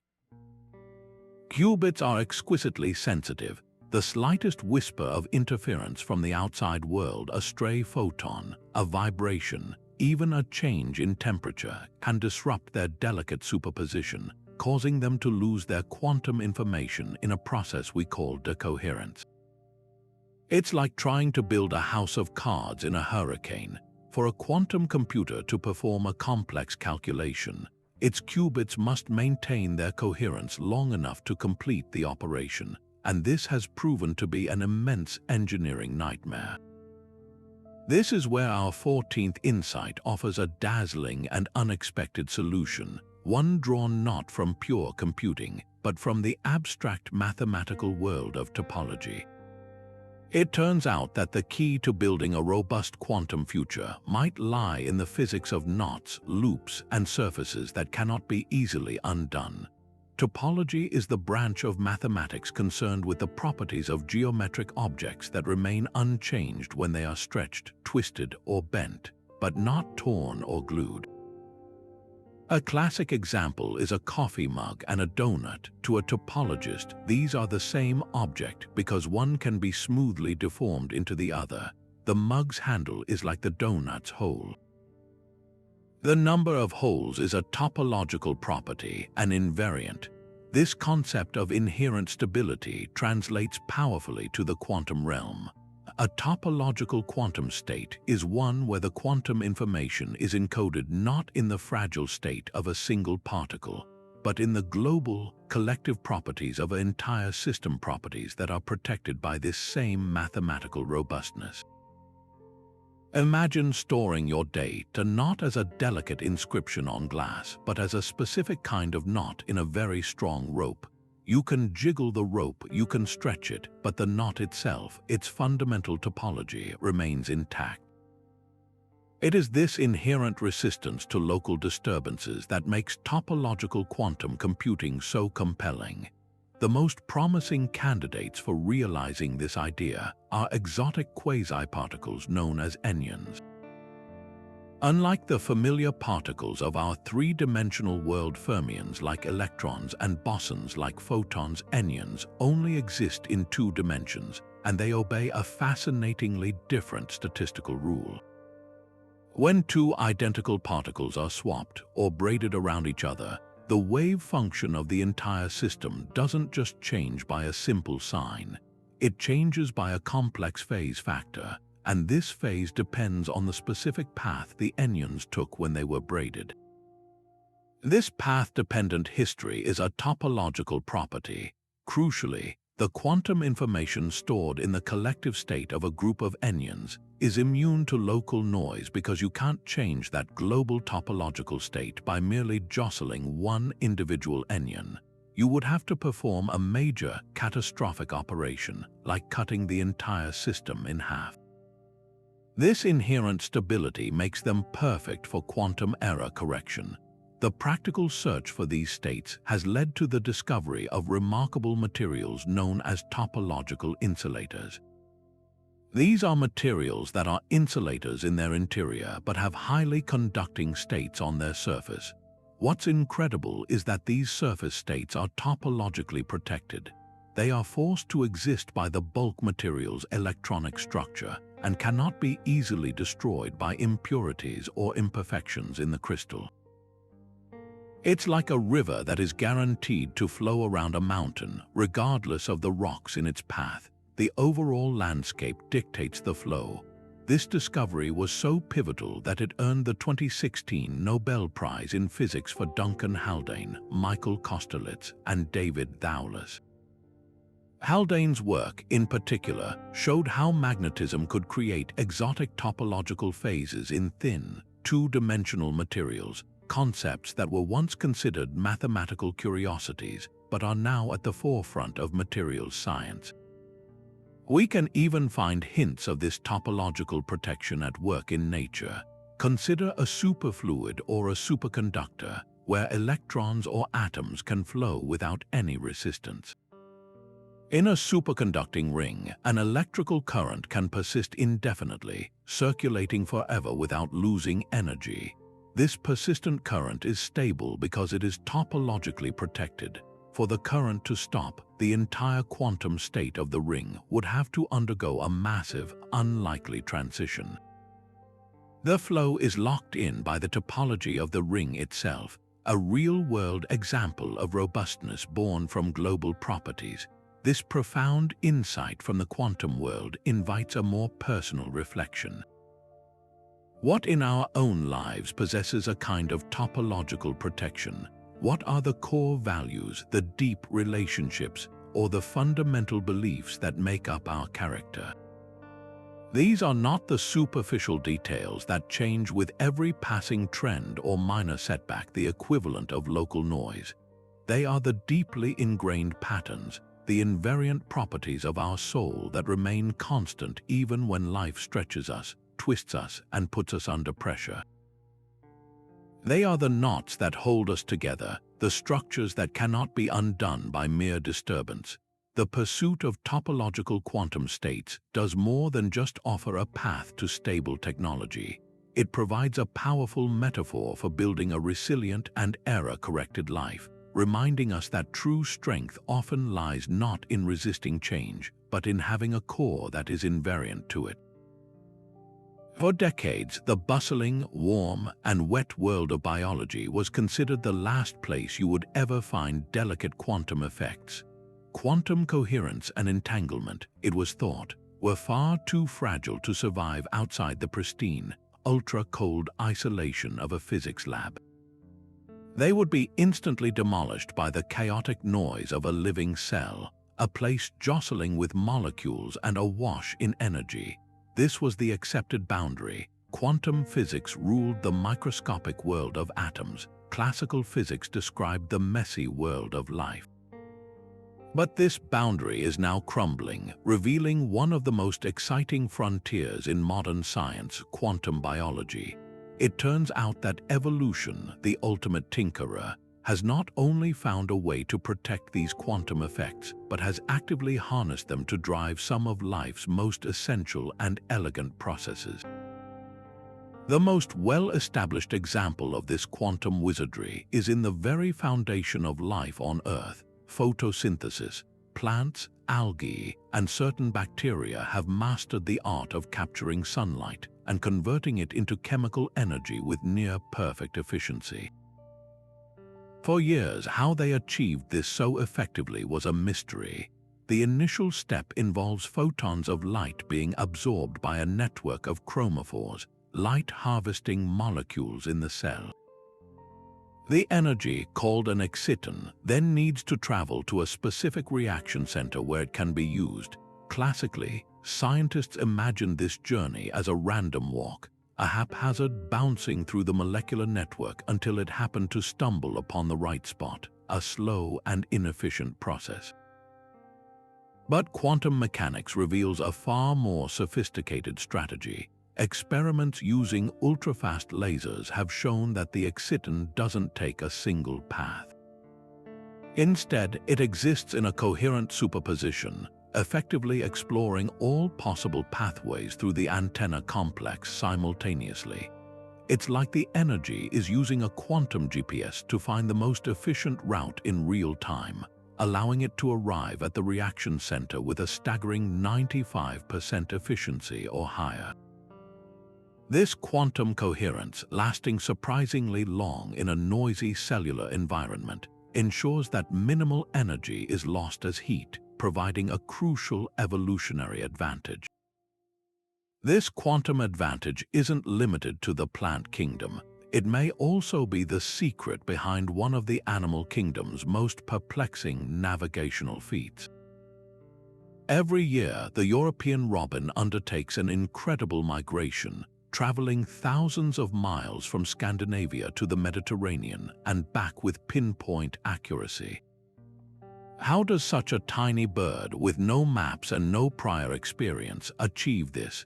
The leading hypothesis points directly to quantum entanglement.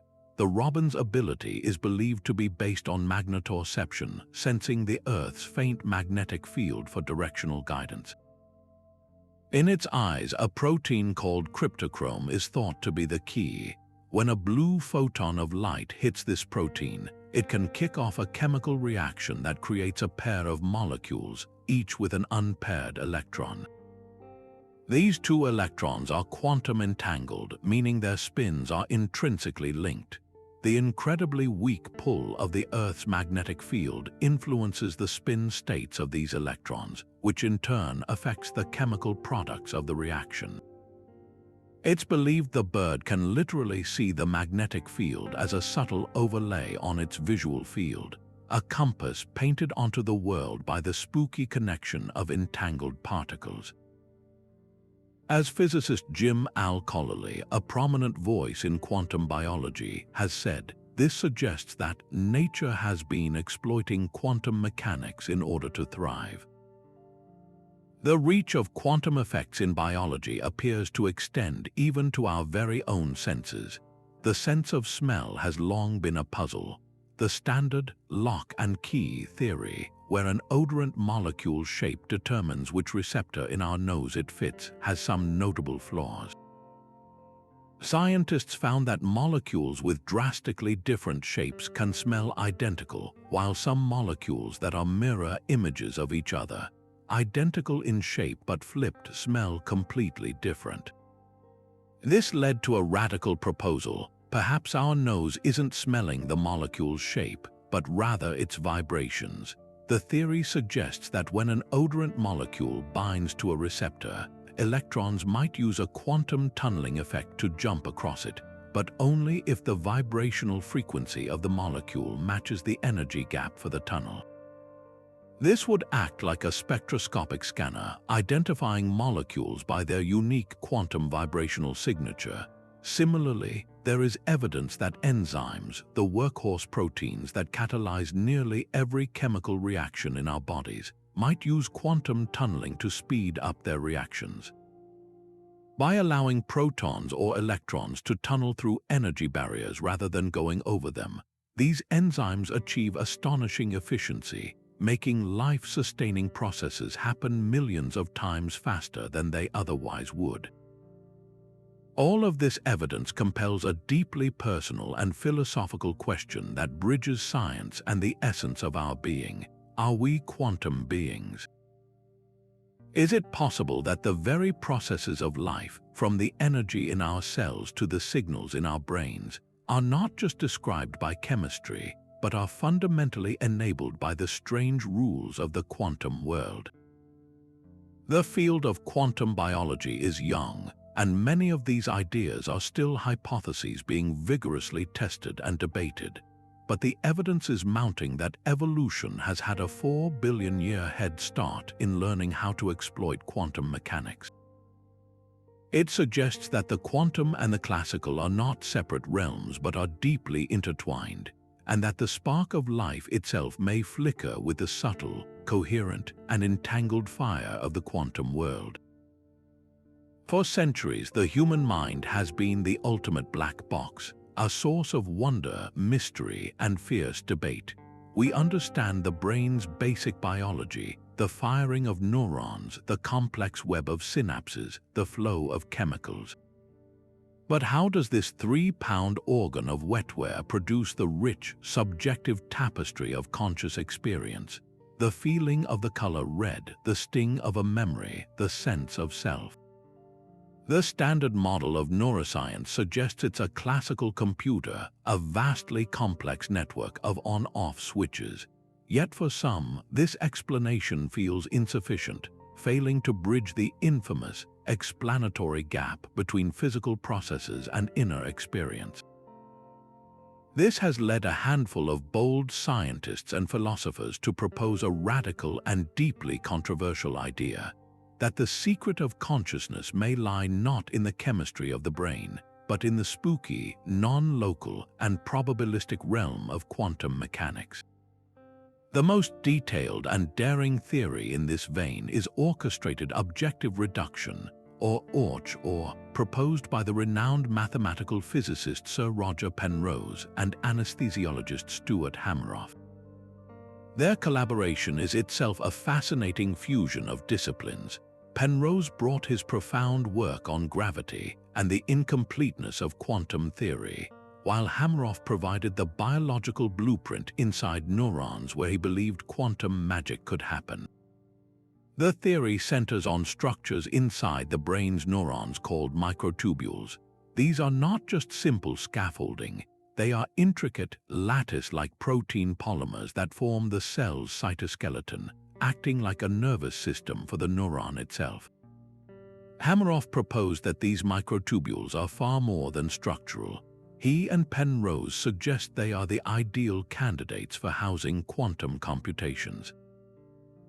Their hollow, ordered structure could potentially shield quantum states from the warm, noisy environment of the brain, a place long thought to be far too chaotic for any delicate quantum coherence to survive.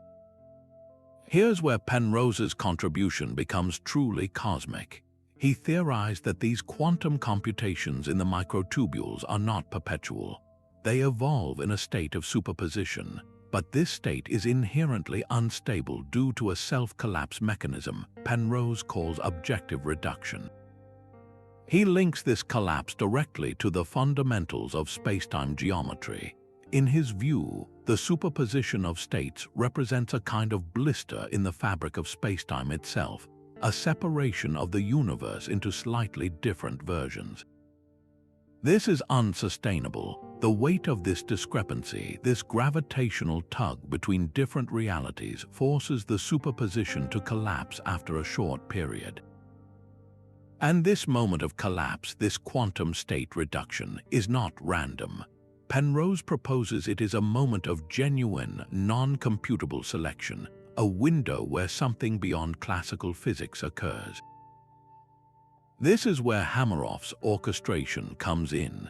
He suggests that the brain's biochemistry, the inputs from our senses, our memories, our emotions, orchestrates this collapse, guiding it in a way that produces a conscious moment.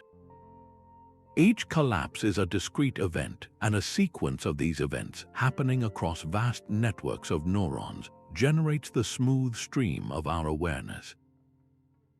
To grasp this, imagine the microtubules as the quantum processors of the brain. Each conscious thought isn't just a neuron firing, but a symphony of quantum computations collapsing in an orchestrated way.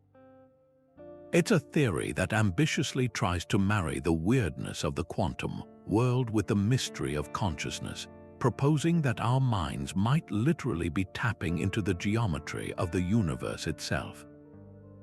It offers a potential mechanism for free will, suggesting that our choices are not predetermined by classical cause and effect chains, but involve a genuine, non-algorithmic selection at the quantum level during each collapse event. Unsurprisingly, a theory this radical has faced intense criticism from much of the scientific community.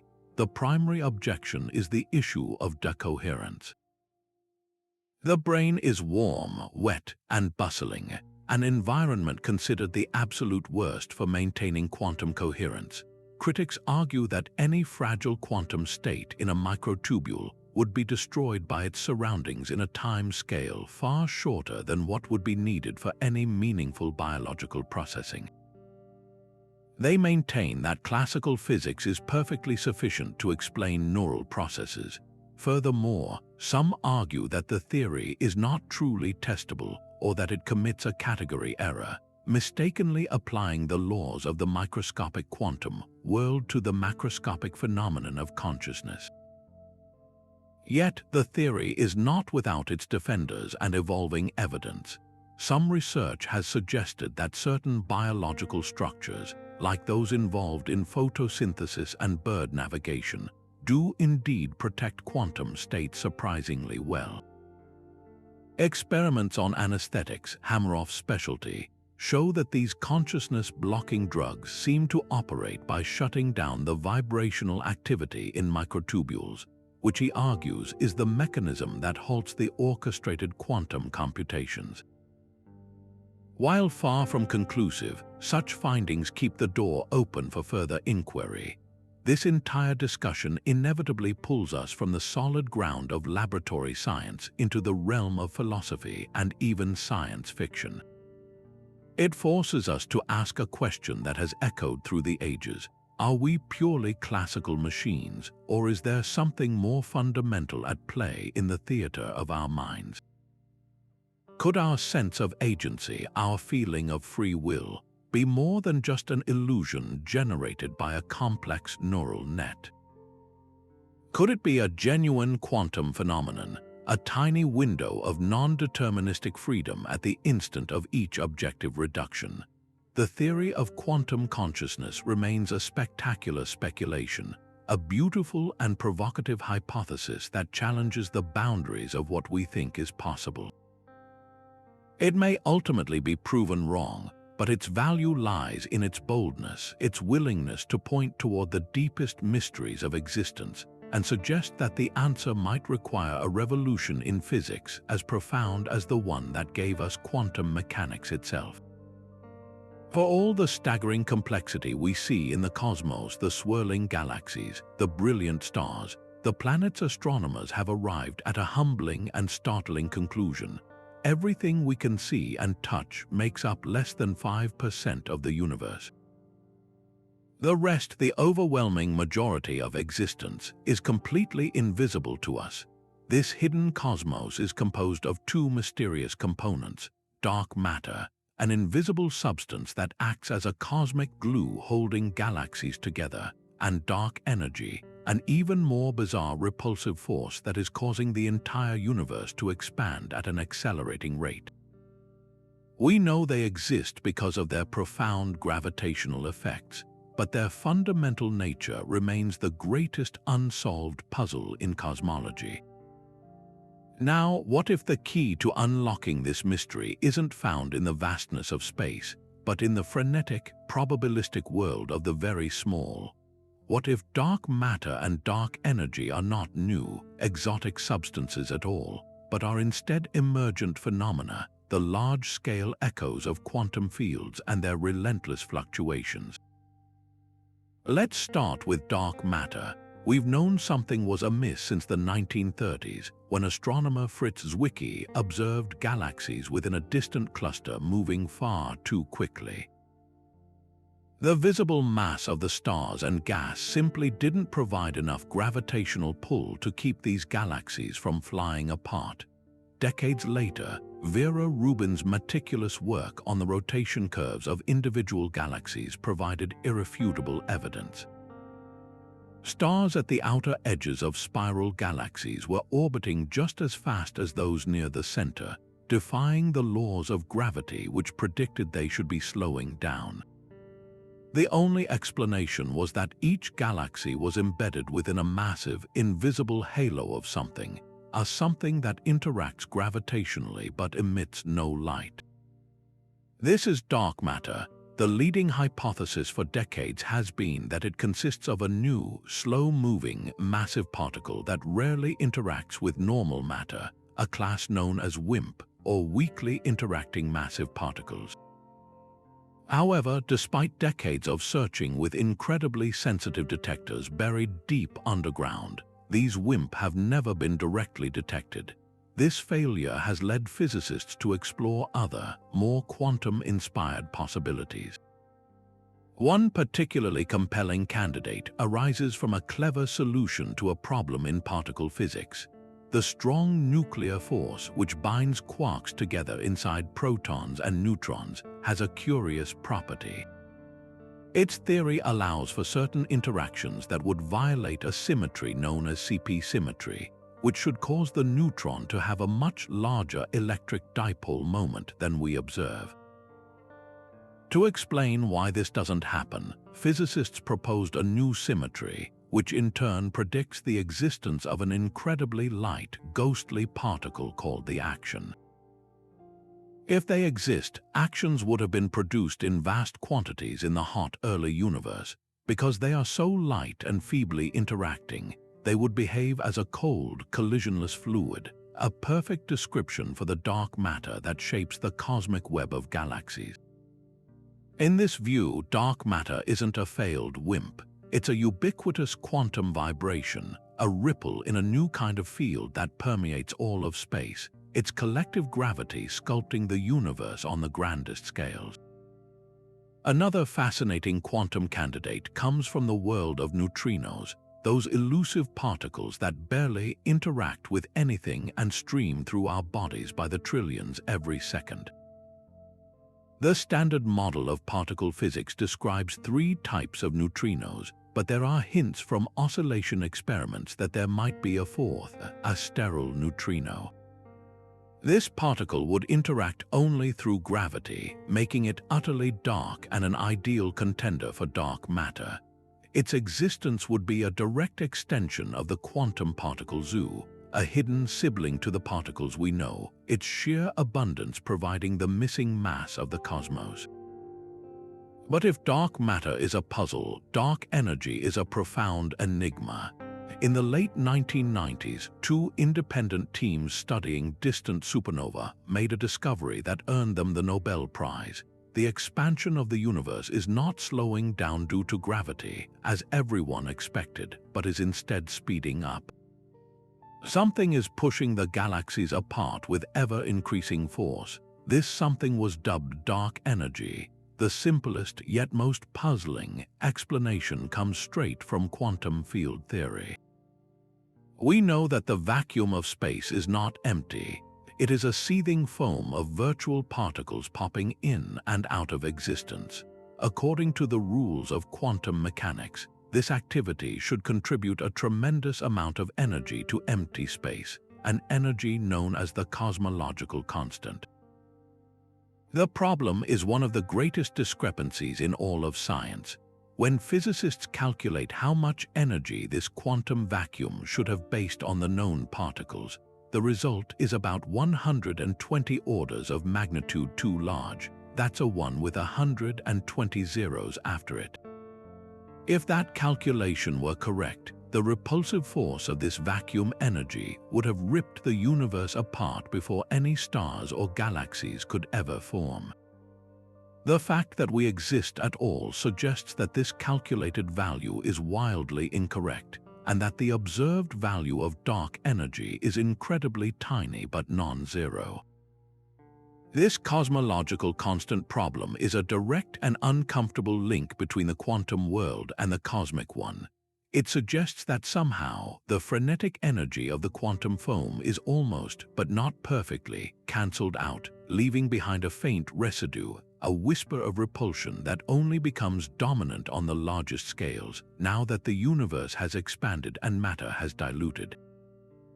This faint residue is what we call dark energy. As the physicist Steven Weinberg pondered, this might point toward the anthropic principle, the idea that the fundamental constants of nature are what they are because if they were even slightly different, we would not be here to observe them.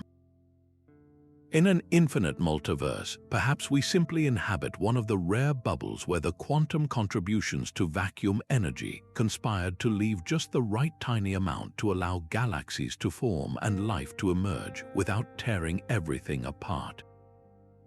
This connection forces us to ask a question that bridges the infinitesimal and the infinite. Could the fate of the entire cosmos, its ultimate acceleration towards a cold, dark emptiness, be driven by the same quantum fluctuations that allow particles to tunnel through barriers or atoms to bond in molecules? The evidence is mounting that the quantum world and the cosmological world are not separate domains but are deeply and fundamentally intertwined.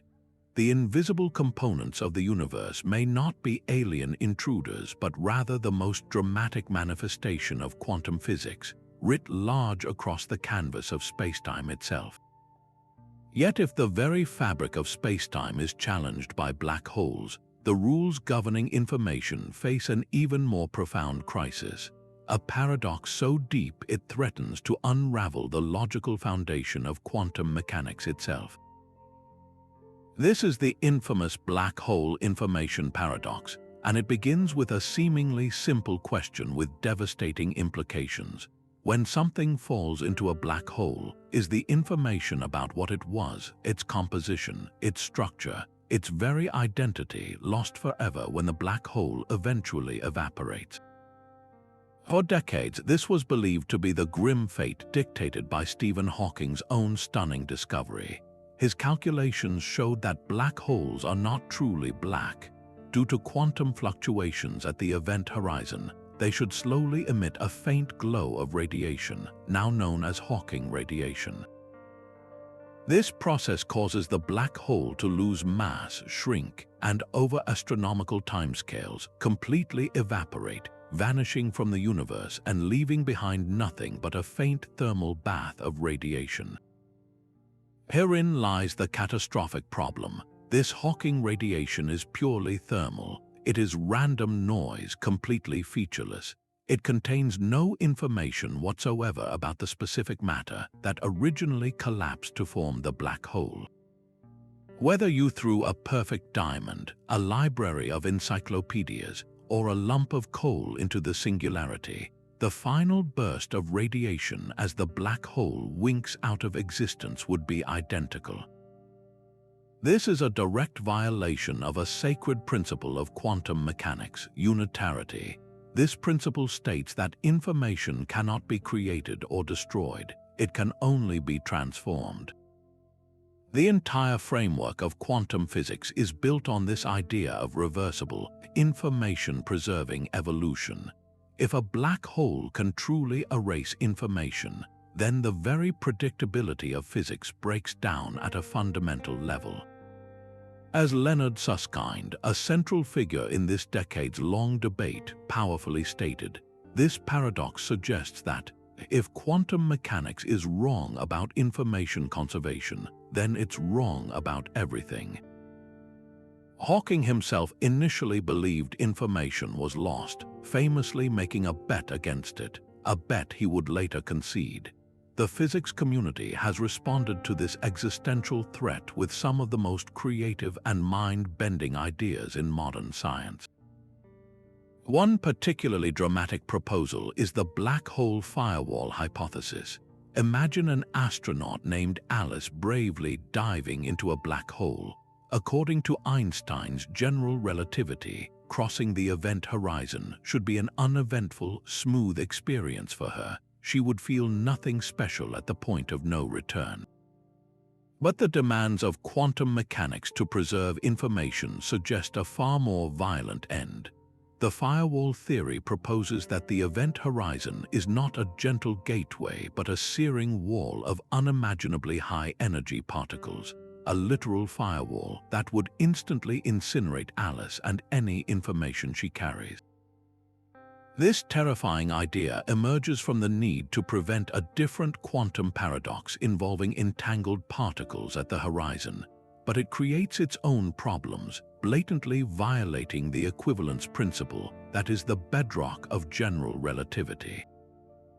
A more elegant, though no less strange, solution comes from the work of Susskind and Juan Maldacena, known as the ER equals EPR conjecture. This idea proposes a profound connection between two concepts that seemed utterly unrelated: quantum entanglement and the geometry of spacetime. ER refers to Einstein-Rosen bridges, better known as wormholes, theoretical tunnels through spacetime connecting distant points. EPR refers to the Einstein-Podolsky-Rosen paradox, the foundation of quantum entanglement. The conjecture suggests that two particles that are quantum entangled are not actually separate entities connected by a mysterious, invisible thread. Instead, they are literally connected by a microscopic wormhole. In the context of our black hole, this offers a way out of the paradox. The information about what fell in isn't lost inside the black hole or burned at a firewall. It is somehow encoded on the event horizon itself and remains connected via these quantum wormholes to the Hawking radiation that was emitted long ago. The information was never truly inside the black hole in the conventional sense. It was always non-locally stored, preserving the quantum rulebook. This line of thinking leads to the most revolutionary resolution of all, the holographic principle.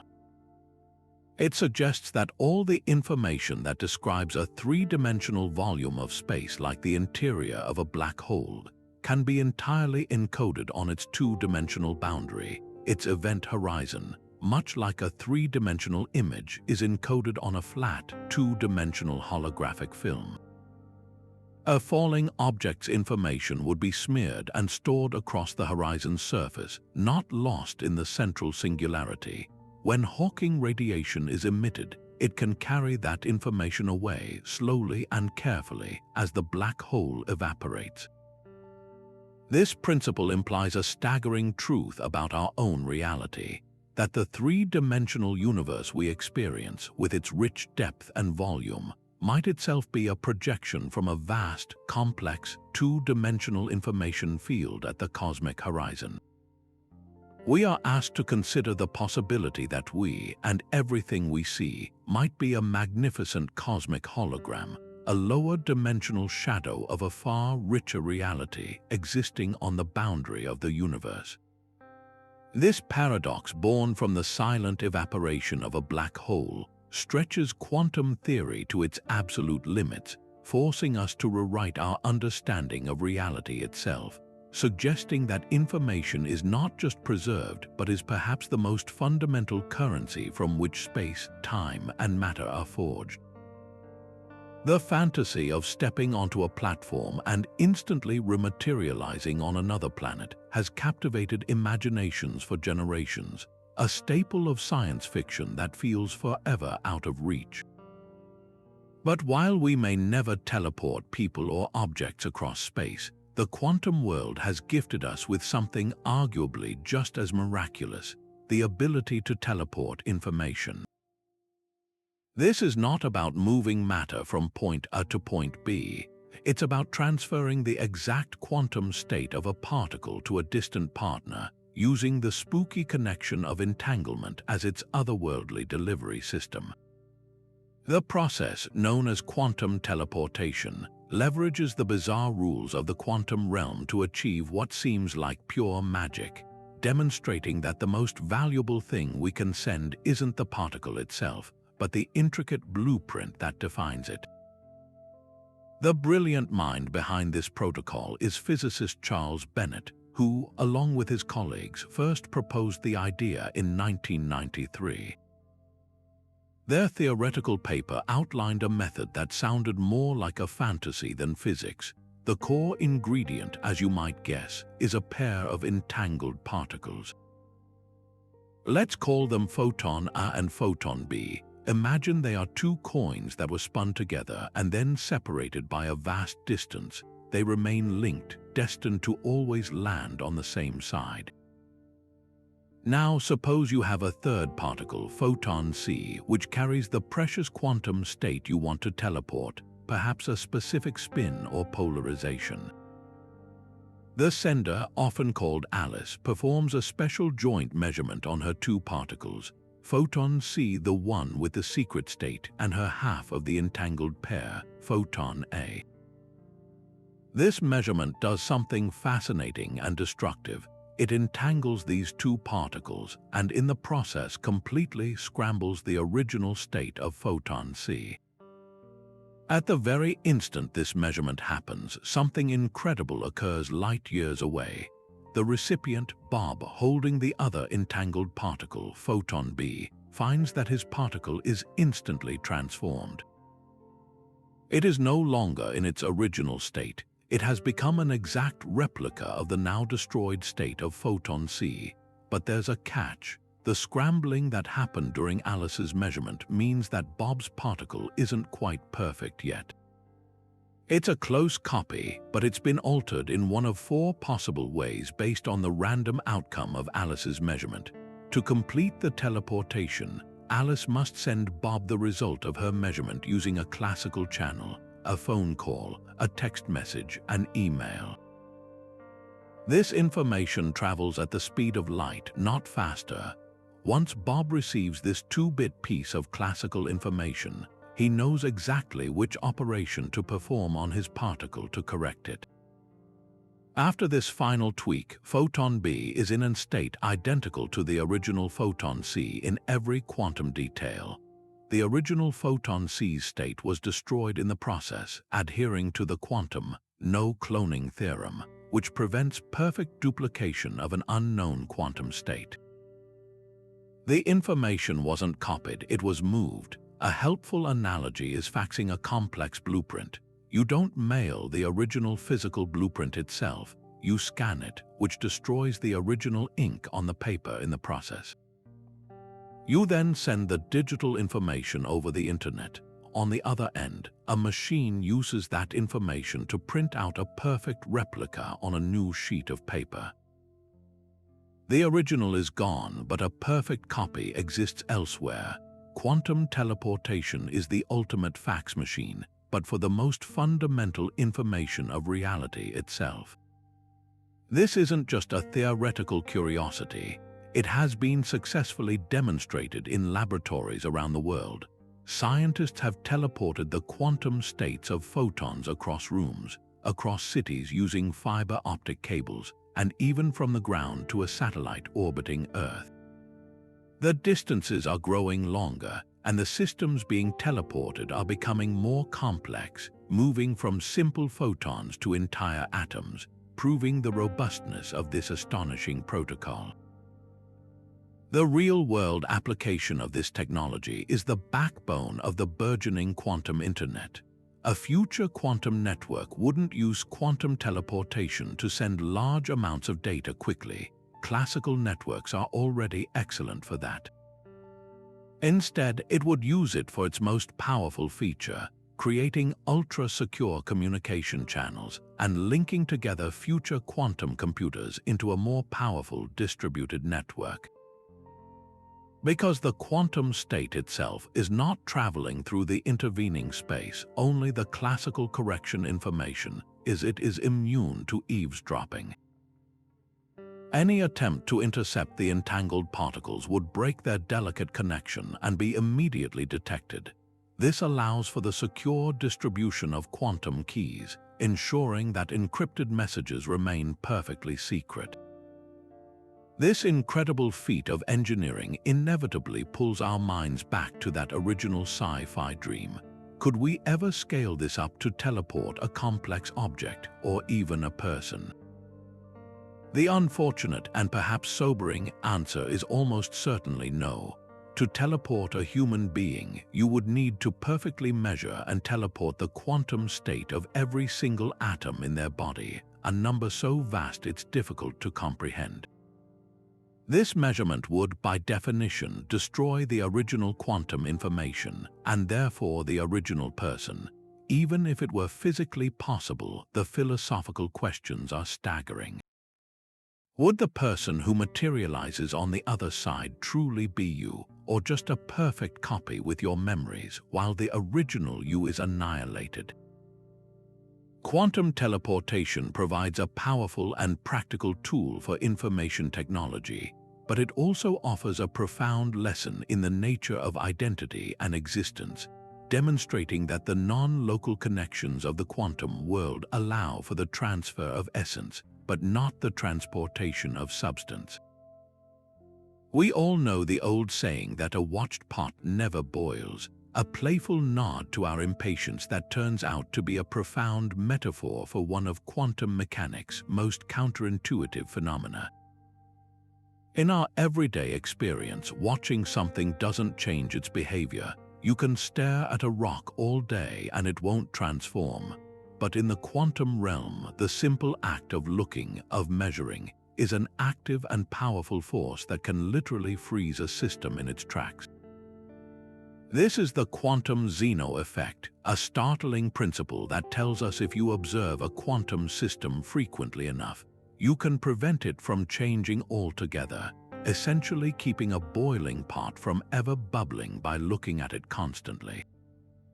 The paradox gets its name from the ancient Greek philosopher Zeno of Elea, who proposed a series of paradoxes arguing that motion is an illusion.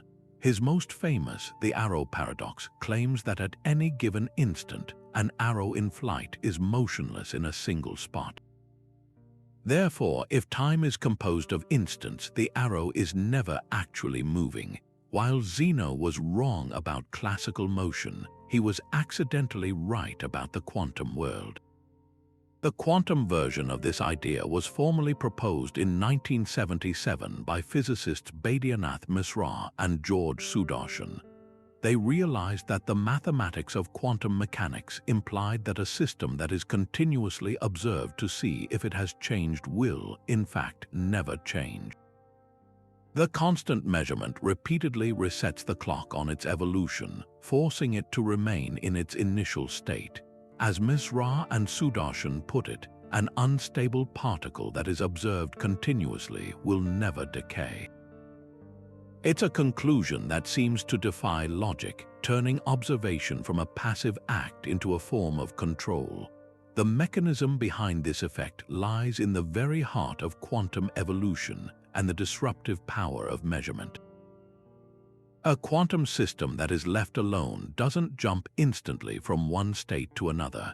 It evolves smoothly and continuously, its wave function gradually spreading out and changing shape over time. This evolution is described by the Schrödinger equation. However, the moment you make a measurement to ask the system, "Are you still in your initial state?" You force it to give a definite answer. This act of measurement collapses its wave function. If you ask this question very, very quickly after the system starts to evolve, the probability that it will still be found in its initial state is extremely high. Now imagine repeating this measurement over and over again, at intervals much shorter than the natural timescale of the system's evolution. Each measurement acts like a reset button, pinning the system back to its starting point before it has any significant chance to change. The system is trapped or stabilized by the relentless gaze of the observer. It's not that time is frozen, it's that the system is never given a moment of uninterrupted privacy to evolve naturally.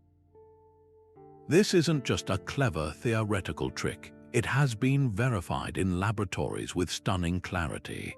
One of the most beautiful demonstrations didn't use a decaying particle, but a group of atoms. Scientists can use laser beams to trap atoms, and then use a different set of lasers to drive the atoms between two energy states, essentially encouraging them to change.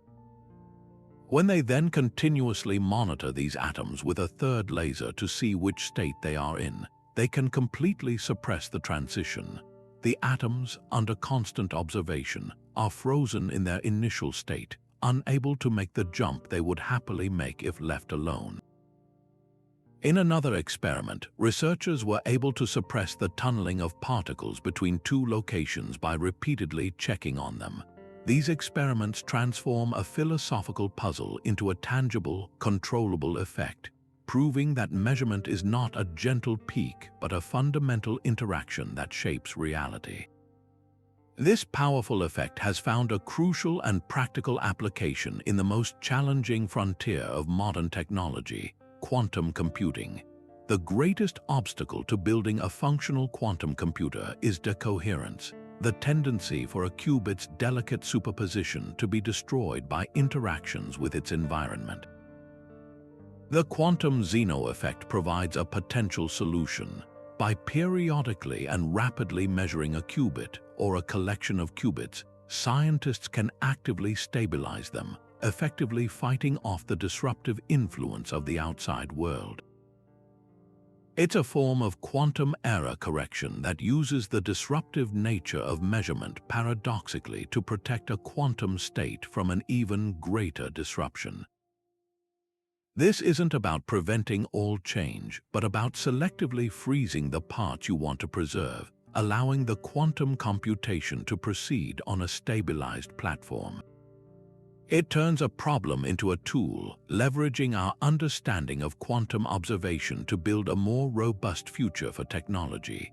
This incredible insight from the quantum world forces a much broader question that resonates far beyond the physics lab. How does attention alter dynamics? We see echoes of this principle in our own lives. When we hyper-focus on a process, scrutinizing every minor step, we can sometimes unintentionally stifle its natural progression. A musician who overanalyzes every note might interrupt the flow of a performance. A writer constantly editing each sentence as they write it can stall the creative momentum of a first draft. In relationships, excessive scrutiny can prevent the organic, gradual growth that requires trust and space. The quantum Zeno effect serves as a powerful scientific metaphor for the impact of our focus. It suggests that there is a profound difference between mindful engagement and obsessive control, and that sometimes the most productive thing we can do is to step back and allow nature, whether quantum or human, the uninterrupted time it needs to evolve.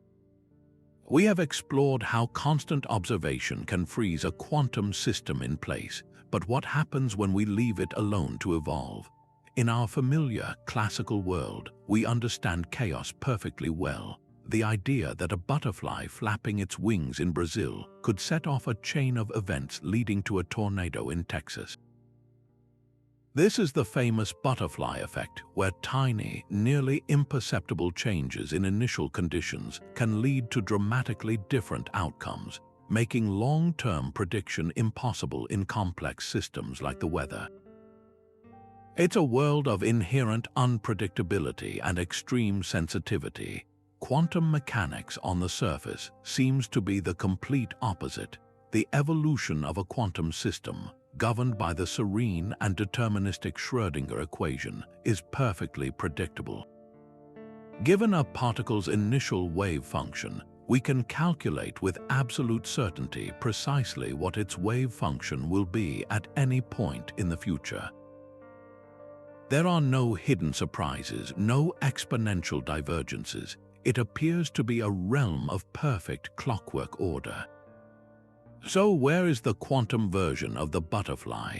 This is the fascinating puzzle of quantum chaos, a field that uncovers how chaos and sensitivity secretly manifest in the microscopic world, not in the trajectory of a single particle, but in the very energy architecture of quantum systems. The key to unlocking this mystery lies not in tracking individual paths, which quantum mechanics forbids with its uncertainty principle, but in listening to the music of the energy levels. Imagine the spectrum of allowed energy states in a quantum system: an atom, a nucleus, a quantum dot, as a unique musical chord. In a system that is classically regular and orderly, like an electron in a perfectly symmetrical atom, the energy levels are spaced in a simple, predictable pattern. They are like the harmonious notes of a major scale, but in a system that would be classically chaotic, like a particle zipping around in a stadium-shaped enclosure, bouncing off the walls in an unpredictable, chaotic trajectory, the energy spectrum undergoes a dramatic transformation. The levels become repelled from one another. They refuse to get too close. The statistics of the gaps between these levels, when analyzed, perfectly match the statistics of the eigenvalues of random matrices, a mathematical signature of deep chaos. It's as if the harmonious chord has been replaced by the complex, dissonant, and yet statistically beautiful chord of a jazz improvisation. This spectral signature is the unmistakable fingerprint of quantum chaos, a hidden order within the apparent disorder. But the story doesn't end with repelling energy levels. There's another, more haunting feature known as quantum scarring. In a classically chaotic system, we might expect a particle's probability wave to be spread out evenly, like ink thoroughly mixed in water, exploring every nook and cranny of its container with equal probability. Yet sometimes the ghost of a classical chaotic path refuses to die. The wave function, instead of being perfectly smooth, can show strange, enhanced patterns of probability that trace out the path of an unstable classical orbit. It's as if the quantum system has a memory, a scar, of the chaotic path its classical counterpart would have taken. These scars are like faint, glowing pathways in the quantum probability landscape, a stunning visual manifestation of the boundary where the deterministic quantum world echoes the chaotic classical one. The pioneering physicist Michael Berry, who helped lay the foundations of this field, beautifully described this interplay, noting that quantum chaos is not about quantum mechanics being chaotic, but about how quantum mechanics responds to classical chaos. The importance of understanding this response extends far beyond theoretical curiosity. It is crucial for explaining the behavior of real-world systems. In nuclear physics, the complex energy-level statistics of large nuclei provided some of the first evidence for quantum chaos, helping physicists model how nuclei absorb and emit energy. In the realm of mesoscopic systems, the fascinating world of tiny semiconductor devices and quantum dots that are neither truly microscopic nor macroscopic quantum chaos dictates how electrons flow and how these devices conduct electricity. The shape of a quantum dot can determine whether its electrical conductance is smooth or fluctuating wildly, a direct consequence of whether its classical dynamics would be orderly or chaotic. This knowledge is vital for designing the next generation of nanoscale electronic components. So, how can we reconcile the two faces of the quantum world, its predictable evolution and its chaotic energy architecture? Perhaps the best analogy is to think of a pair of impossibly perfect dice. In classical chaos, rolling the dice is unpredictable. A minuscule difference in the force of your throw changes the outcome entirely. In quantum mechanics, the act of rolling is perfectly predictable. But if you were to list all the possible outcomes of the dice, all the possible energy states, you would find that the sequence of numbers, when examined statistically, reveals a complex, chaotic pattern that betrays the sensitive nature of the system. The quantum world is both ordered and chaotic, not in its motion but in its very structure. This forces us to ask a final, unifying question that gets to the heart of nature's complexity. Is the quantum world fundamentally chaotic or ordered? The answer appears to be that it is a perfect blend of both, a realm where deterministic law gives rise to statistical chaos, proving that even in a world governed by absolute equations, unpredictability and wonder can still find a home. Nature has always been the ultimate problem solver, operating with an efficiency that humbles our most powerful supercomputers. Consider the miraculous process of protein folding, where a single strand of amino acids, in a matter of milliseconds, contorts itself into an exquisitely complex three-dimensional shape, a perfect configuration that allows it to perform its specific life-sustaining task. It doesn't try every possible shape. It somehow finds the optimal one, the state of lowest energy, with breathtaking speed and precision. This is the essence of optimization, finding the best solution among a near-infinite sea of possibilities. It turns out that many of our most pressing human challenges, from streamlining global supply chains to training advanced artificial intelligence, are fundamentally optimization problems. And now, by mimicking nature's own strategy, we are learning to tackle them with a revolutionary tool called quantum annealing, a process that harnesses the unique properties of quantum mechanics to navigate complexity in ways that were once thought impossible. At its core, quantum annealing is a search for the deepest valley. Imagine a vast, rugged landscape covered in a thick, impenetrable fog. This landscape represents every possible solution to your problem, with the altitude at any point representing the cost or energy of that solution.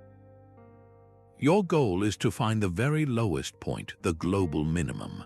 A classical computer would have to send out a single explorer who would painstakingly climb up and down every hill and valley, a process that could take an eternity for a complex problem.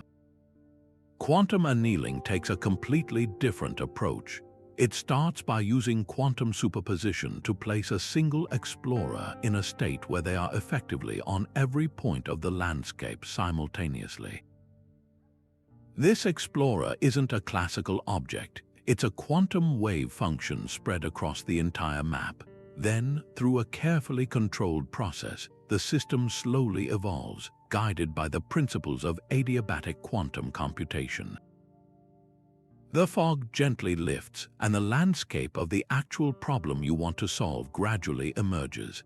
As it does, the quantum wave function, drawn to lower energy states, naturally flows toward the deepest valleys. Because it can explore the entire terrain in parallel through quantum tunneling, it can slip through mountains instead of climbing over them, effortlessly finding shortcuts to the optimal solution that a classical explorer would never see.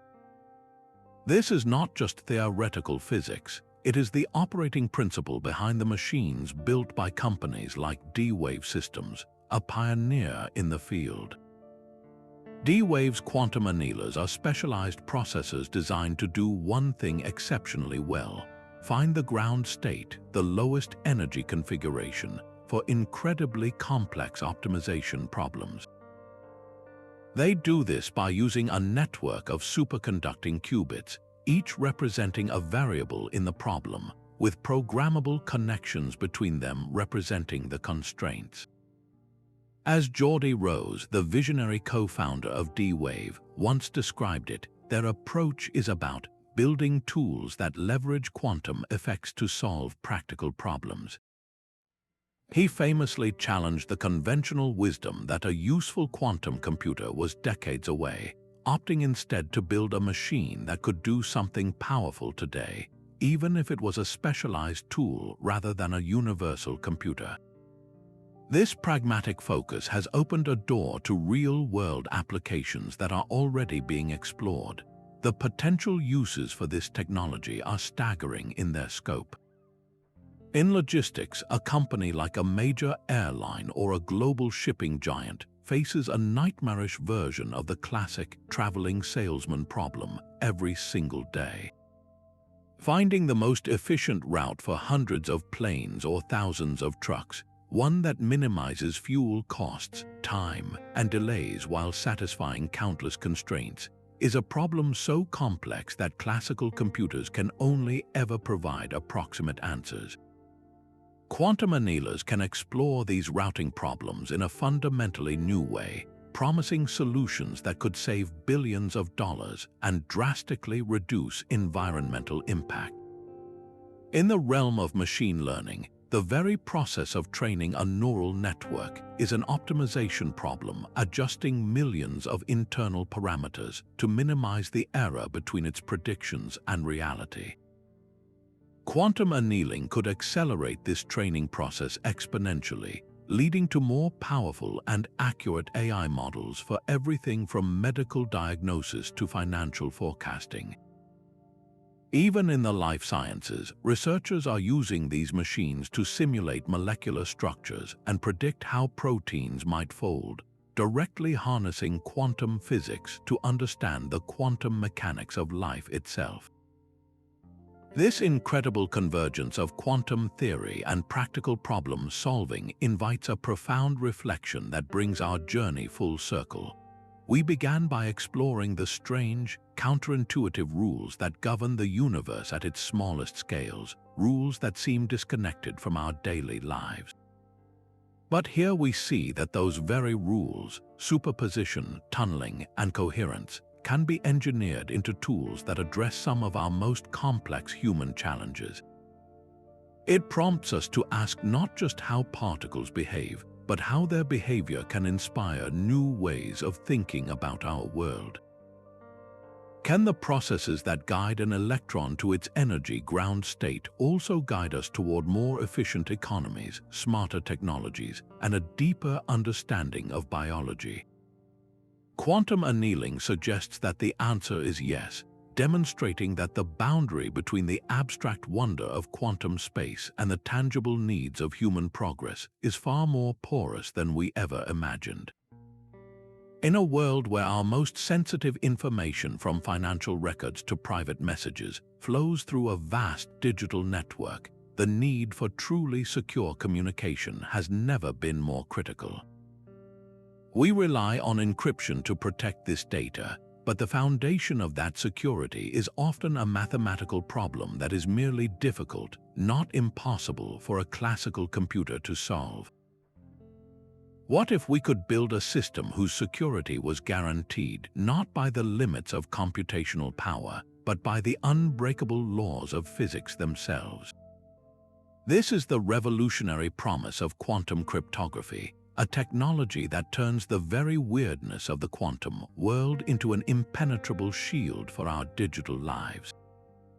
The crown jewel of this field is a method called quantum key distribution, or QKD, and its power stems directly from the spooky phenomenon of quantum entanglement we explored earlier. Imagine two people, Alice and Bob, who want to share a secret message. To encrypt it, they need a shared random key, a string of digital ones and zeros that only they know. The challenge is sharing that initial key without anyone eavesdropping and stealing a copy. In the quantum world, they can create this key using a stream of entangled photons. Alice sends one photon from each entangled pair to Bob. Because the photons are entangled, their properties are perfectly correlated. If Alice measures her photon and gets a 1, she knows Bob's will be a 1. If she gets a 0, his will be a 0. They can each generate an identical, perfectly random string of bits from their measurements, and this string becomes their secret key. The magic and the security lies in the fact that any attempt by an eavesdropper, let's call her Eve, to intercept and measure these photons will immediately destroy their delicate entangled state. The act of measurement inevitably disturbs the system. Alice and Bob can then check a portion of their key over a public channel. If they find discrepancies, they know someone was listening, and they simply discard that key and start over. It's a system where eavesdropping doesn't just risk detection, it guarantees it. The most famous and widely implemented protocol for this is called BB-84, named for its inventors Charles Bennett and Gilles Brassard, and the year they proposed it. It doesn't even require pre-established entanglement, showcasing a different quantum property. Instead of entangled pairs, Alice sends Bob a stream of individual photons, each prepared in one of 4 possible quantum states representing 1 and 0, but using 2 different bases like 2 different alphabets for encoding the bits. Bob then randomly chooses a basis to measure each incoming photon in. Afterwards, they communicate publicly about which bases they used for each photon, but not the results. They only keep the bits where Bob happened to choose the correct basis for measurement. On average, this gives them half the bits, but those bits form a perfectly secure key. If Eve tried to intercept and resend the photons, she would have to guess the correct basis for each one, just like Bob. Her guesses will be wrong half the time, and when she's wrong, she will inevitably alter the quantum state of the photon she sends on to Bob. This creates errors in the final key that Alice and Bob can easily detect. This entire process is protected by the fundamental quantum no-cloning theorem, which states that it is impossible to create an identical copy of an arbitrary unknown quantum state. Eve cannot simply make a perfect copy of the photon to measure later. She is forced to interact with it, and that interaction leaves a permanent trace. This isn't just a beautiful theory confined to physics laboratories. real-world quantum networks are already being deployed. Cities like Beijing and Vienna have operational quantum networks securing government and financial communications. There's even a satellite, aptly named Mischius, that has successfully demonstrated QKD between ground stations thousands of kilometers apart, using the vacuum of space as a pristine channel to transmit photons over intercontinental distances. Companies like ID Quantique and Toshiba are selling commercial QKD systems to corporations and data centers. These networks represent the first tentative steps toward a future quantum internet, a global web where the most critical communications are safeguarded by the laws of quantum mechanics. The pioneering physicist Arthur Eckert, who developed an alternative entanglement-based protocol for QKD, saw this not just as an engineering challenge, but as a profound application of our deepest understanding of reality. He recognized that the weirdest aspects of quantum theory, the very ones that Einstein found so troubling, could be harnessed to create a new standard of trust and privacy in the digital age. A helpful way to visualize this is to think of it not as sending a message, but as sending a sealed envelope containing the key. In the classical world, a skilled eavesdropper could steam the envelope open, read the key, and seal it back up without a trace. But in the quantum world, the envelope is made of a miraculous material that instantly and obviously shreds itself into 1,000 pieces the moment anyone other than the intended recipient tries to open it. The mere attempt to spy is itself a destructive event, alerting the legitimate users to the breach. This forces us to confront a question that has haunted cryptographers for centuries. Is perfect privacy finally possible?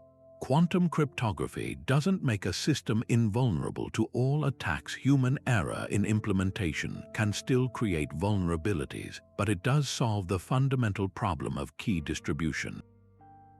For the first time in history, we have a method whose security is based on immutable physical laws, not on the assumed difficulty of a mathematical puzzle.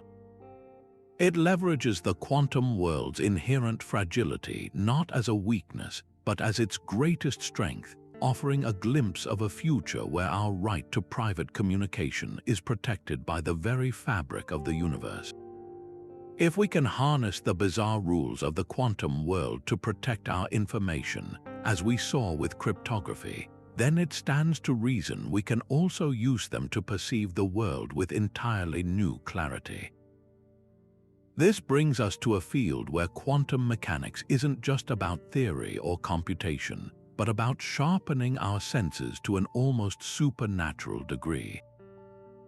Welcome to the world of quantum sensing, where the very properties that make the quantum realm so strange, superposition and entanglement, are engineered into devices that can measure the previously immeasurable, turning the universe's faintest whispers into a clear signal.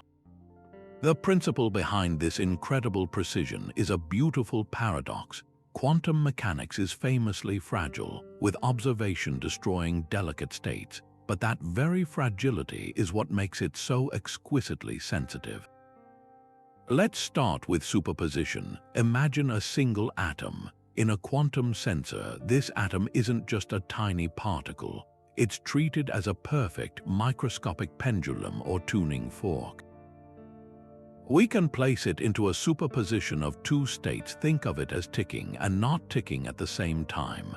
Now, expose this atom to an extremely weak external force, like a faint magnetic field or a subtle gravitational tug. That force will ever so slightly change the relative phase between the two states in the superposition. When we finally make a measurement causing the wave function to collapse, the outcome will be skewed by that phase shift. Because the atom is so small and isolated, it reacts to forces that would be utterly drowned out by noise in a larger classical object. It's like being able to detect the weight of a single snowflake landing on a grand piano by measuring the infinitesimal change in the tension of one string. This is the core of how an atomic clock works. It uses the unwavering vibration of atoms in superposition as the world's most precise pendulum. But why stop at one atom? This is where entanglement, the spooky connection we've come to know, multiplies the power beyond all classical limits. In a classical sensor, if you want to get a more precise measurement, you might average the readings from 1,000,000 independent sensors. The error in your final measurement decreases by the square root of the number of sensors you use. This is known as the standard quantum limit. But if you can entangle those 1,000,000 sensors, something miraculous happens. They no longer behave as independent entities. They act as a single, massive quantum object. The uncertainty in the measurement now decreases in direct proportion to the number of sensors. This is called Heisenberg limited precision, and it represents a colossal leap in accuracy. It's the difference between trying to guess the direction of the wind by watching 1,000,000 leaves flutter randomly on trees and having 1,000,000 leaves all connected by invisible threads that move in perfect, coordinated unison to point you directly to the source. As the Nobel laureate David Wineland, a pioneer in controlling quantum particles, demonstrated through his groundbreaking work with trapped ions, this level of control allows us to measure things with a precision that's basically limited by the quantum mechanics itself. We are already surrounded by the first generation of these incredible devices, often without even realizing it. The most ubiquitous example is the atomic clock. These aren't just lab curiosities, they are the beating heart of our modern technological world. The GPS in your phone relies on a network of satellites, each carrying an atomic clock. For your phone to pinpoint your location within a few meters, those clocks must be synchronized to within a few billionths of a second. The gravitational time dilation predicted by Einstein, where time runs slightly slower closer to a massive object like Earth, must be constantly corrected for. Without the quantum precision of atomic clocks, the entire system would fail within minutes. But the applications go far beyond telling time or finding a coffee shop. In medicine, the MRI machine is a quintessential quantum sensor. It works by aligning the spins of hydrogen nuclei in your body's water molecules and then reading out their precession in a magnetic field, a fundamentally quantum process. Future quantum sensors could map the brain's magnetic fields with unprecedented detail, offering new windows into neurological conditions like epilepsy or Alzheimer's. Perhaps one of the most stunning examples of quantum sensing in action is the detection of gravitational waves. When LIGO first heard the chirp of two black holes colliding over 1 billion light-years away, it wasn't just listening for a sound. It was measuring a disturbance in spacetime so infinitesimally small that it was equivalent to measuring the distance to the nearest star to within the width of a human hair. The laser interferometers at LIGO are already operating at the standard quantum limit. The next generation of upgrades will incorporate squeezed light, a form of quantum entangled light, to break through this limit and listen even deeper into the cosmos, to the very dawn of time itself. This isn't just about astronomy, it's about geology. Quantum gravimeters, which measure tiny variations in the Earth's gravitational field, can map underground aquifers, locate mineral deposits, or even detect hidden tunnels and underground structures without ever breaking ground. They can monitor the rising magma in a volcano, providing earlier warnings of an eruption by sensing the subtle changes in gravity caused by the shifting mass beneath the surface. So we are left to wonder, how might these tools transform the very nature of exploration? We could deploy quantum magnetometers on drones to chart the ocean floor with pinpoint accuracy, or to discover ancient archaeological sites lost beneath centuries of soil. Quantum accelerometers, so precise they don't need GPS, could navigate submarines deep under the Arctic ice or guide spacecraft on long missions through the solar system with flawless autonomy. We might even develop quantum biosensors capable of detecting a single virus particle or identifying a specific type of cancer cell from a single drop of blood, revolutionizing early diagnosis. The shift here is profound. We are no longer just using quantum theory to understand the universe. We are using quantum phenomena as the very lens through which we observe it, transforming the most puzzling aspects of reality into our most powerful tools for discovery. Yet if the very fabric of spacetime is alive with this simmering energy, it presents us with what is arguably the single greatest mismatch between theory and observation in all of physics, a problem so vast it is known simply as the cosmological constant problem. When physicists take the well-established principles of quantum field theory and attempt to calculate the total vacuum energy contributed by all these fleeting virtual particles, they arrive at a number of such staggering magnitude it defies comprehension. The theoretical prediction suggests that empty space should contain an energy density of around 10 to the power of 113 joules per cubic meter. This is not a large number, it is an astronomical, universe-shattering number. If this calculation were correct, the repulsive gravitational force generated by this vacuum energy would have been so unimaginably powerful that it would have ripped every single atom, every nucleus, every fundamental particle apart within a minuscule fraction of a second after the Big Bang. The universe would have blown itself to pieces before it could even form a single hydrogen atom, let alone stars, planets, or people. It would have been a brief, violent flash of existence over before it began.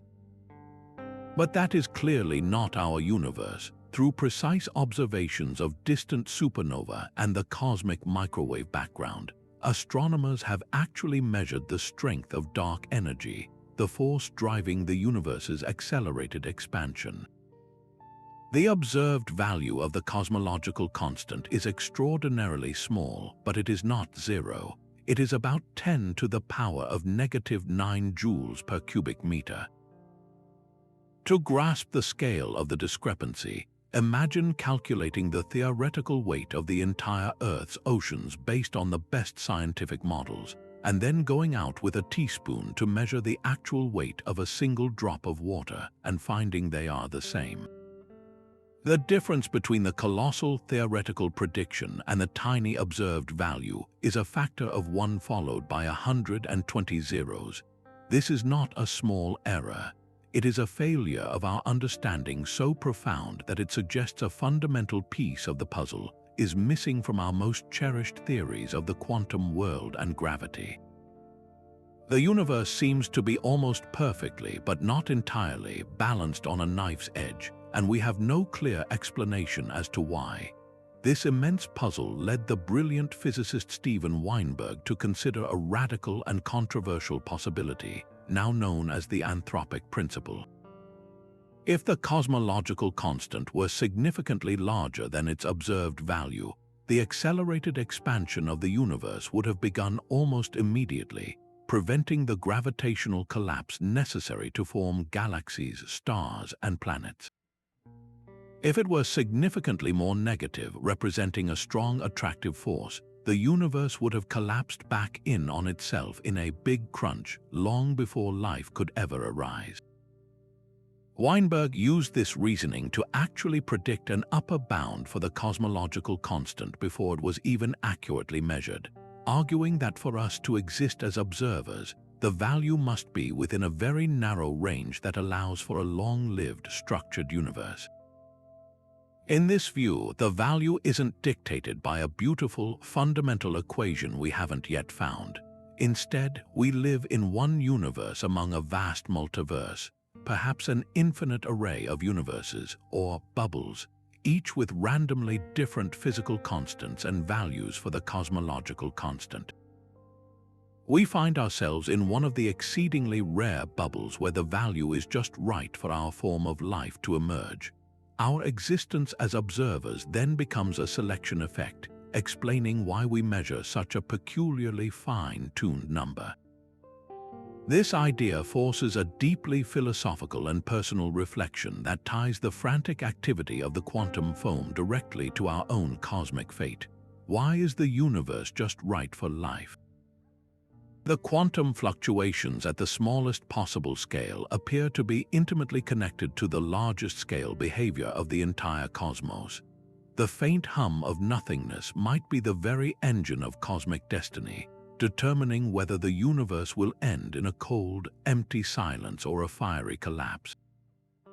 The fact that we are here to ponder this question at all suggests that the universe's constants are not arbitrary, but are precisely the ones that allow for complexity, consciousness, and the emergence of beings who can look up at the stars and wonder about the silent, seething energy of the void from which everything, including themselves, arose. For centuries, the bedrock of our scientific world view was a principle so intuitive it was rarely questioned: locality. The idea that objects can only be directly influenced by their immediate surroundings, and that any influence or information must travel through space, taking time to get from one point to another. It's the reason we don't expect a light to turn on in London the very instant someone flips a switch in Tokyo.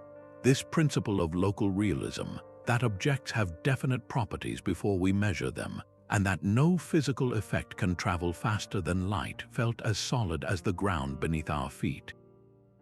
It was this very intuition that so troubled Albert Einstein about quantum mechanics, leading him to propose the EPR paradox with his colleagues Podolsky and Rosen. They argued that if quantum theory predicted that two entangled particles could instantly correlate their properties across vast distances, then the theory must be incomplete, a mere statistical approximation hiding a deeper, local reality governed by hidden variables. They believed there was a more complete description of the universe waiting to be found, one that would restore common sense and banish what Einstein famously called spooky action at a distance. For 3 decades, this remained a philosophical debate, a war of ideas fought in lecture halls and academic papers. That all changed with the arrival of a soft-spoken, deeply thoughtful physicist from Northern Ireland named John Stuart Bell. In 1964, while working at the European Particle Physics Laboratory CERN, Bell performed a staggering feat of theoretical reasoning. He found a way to translate the abstract philosophical argument between Einstein and Bohr into a concrete, testable mathematical prediction. He devised a set of inequalities now known as Bell's inequalities that any theory based on local hidden variables must obey. The breathtaking implication was that quantum mechanics, in its standard form, violates these inequalities. Bell's theorem provided a clear, experimental recipe: measure the correlations between entangled particles in a specific way. If the results exceed the limit set by Bell's inequality, then local hidden variables cannot exist.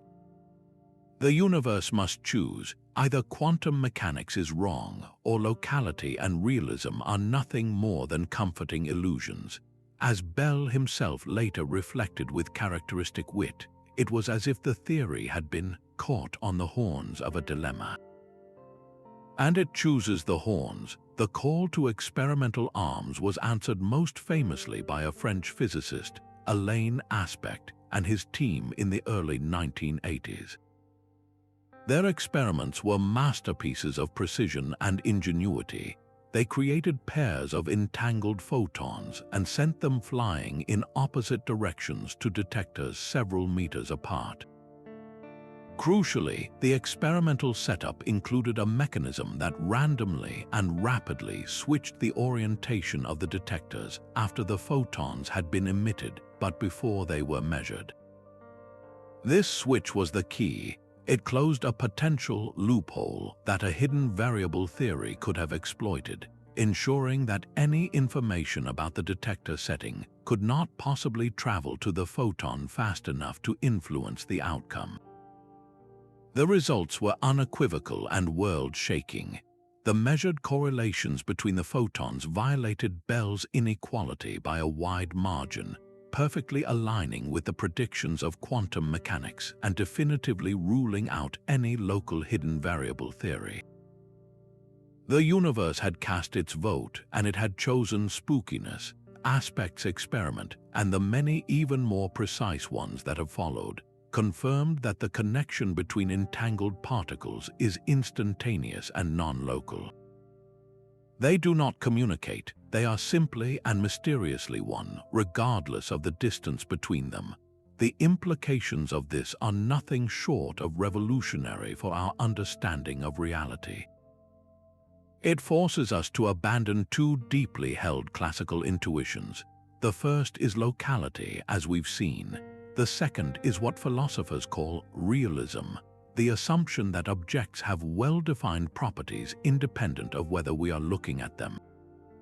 The EPR argument began with this assumption of realism, and Bell's theorem and its experimental confirmation tell us that we cannot hold onto both realism and locality. We must let one of them go. Most interpretations of quantum mechanics jettison local realism, accepting that properties are not predetermined but are instead contextual, emerging from the act of measurement itself. This doesn't mean we cause reality with our minds, but it does mean that the universe is not a collection of separate, independently existing things with fixed attributes. At its most fundamental level, it is a web of relations, a seamless whole where what happens here is inextricably linked to what happens there in a way that transcends space and time. John Bell, the man who made this profound discovery possible, was always keenly aware of its staggering implications. He never shied away from the weirdness his theorem revealed. He once said, "What is proved by impossibility proofs is lack of imagination," suggesting that our struggle to accept non-locality is a failure of our classical intuition, not a failure of nature. In another poignant reflection, he noted that if quantum mechanics is correct, then the world is either fundamentally inexhaustible or uncontrollable. He saw that we are forced to accept a universe that is either deeply interconnected in a way we cannot see, or one that is inherently unpredictable and resistant to a complete, deterministic description. This leaves us with a question that reverberates far beyond the physics laboratory, touching on philosophy, spirituality, and our most basic sense of connection to the cosmos. If two particles can be so profoundly linked that the state of one instantly informs the state of the other, is the universe fundamentally interconnected in ways we are only beginning to glimpse? The evidence from Bell's theorem suggests that separateness may be the ultimate illusion, a convincing mirage generated by our classical senses. We experience the world as isolated individuals, but the quantum foundation of reality paints a picture of a participatory universe, a single, unbroken whole where every part, no matter how distant, is in silent, instantaneous conversation with the rest. This insight doesn't just challenge our classical intuitions, it invites us to completely reimagine our place within the cosmic tapestry. We've seen how the environment constantly measures quantum systems, causing them to decohere and lose their weird superposition properties. But this leads to another profound puzzle. If decoherence shatters quantum possibilities into countless alternative branches, why does everyone seem to agree on a single, objective reality? When you and I look at a chair, we both see the same chair in the same place. We don't argue about whether it's over here or over there. Its properties appear definite and stable. This shared experience of a common world is so fundamental to our existence that we rarely stop to question how it emerges from the fuzzy, probabilistic quantum substrate beneath it all. The answer to this mystery may lie in a powerful and elegant idea known as quantum Darwinism, a theory that proposes a kind of natural selection for information, where the environment itself acts as a witness, amplifying some quantum states and suppressing all others until a consensus reality is born. The architect of this theory is the brilliant theoretical physicist Wojciech, who took the process of decoherence and asked the next logical question. Decoherence tells us how the quantum classical transition happens, but it doesn't tell us which classical states emerge. Out of all the possible ways a quantum system could decohere, why do we consistently see the specific states we do? Why do objects have well-defined positions, for instance, and not some other strange combination of properties? Jacques realized that the environment doesn't just randomly interact with a quantum system. It acts as a selective amplifier. He introduced the concept of einselection, or environment-induced superselection. Imagine a quantum system is like a delicate, multi-faceted crystal. The environment is like a bright light shining on it. Most facets of the crystal will scatter the light in all directions, creating a chaotic, unpredictable glare. But a few special facets are like perfect mirrors. They reflect the light in a stable, orderly, and reproducible way. These special facets are the pointer states, and they are uniquely resistant to decoherence. They are the only states that can survive the relentless monitoring of the environment because they don't become easily entangled with it. They leave a clear and distinct imprint. This is the predictability sieve. The environment sieves out all the fragile, unpredictable quantum states, allowing only the most robust, stable pointer states to persist long enough to be considered classical. But the real genius of quantum Darwinism is in its next step, which explains how this selected information becomes objective. When a pointer state interacts with its environment, it doesn't just create a single copy of its information. It imprints that information not once, but over and over again onto countless fragments of the environment. Think of a red apple sitting on a table. The apple is the quantum system, the photons of light bouncing off it, the molecules of air bumping into it, the dust particles settling on its skin. All of these are parts of the environment. Each photon that reflects from the apple carries away a tiny piece of information about it, specifically about its position and color. These photons then travel out in all directions, creating millions of nearly identical copies of that information.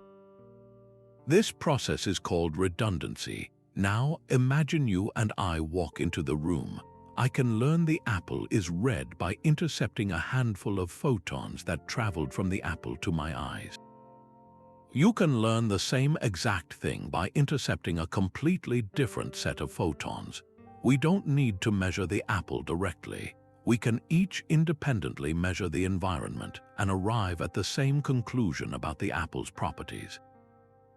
The information about its position and color has been widely disseminated, like a popular news story being reported by countless outlets.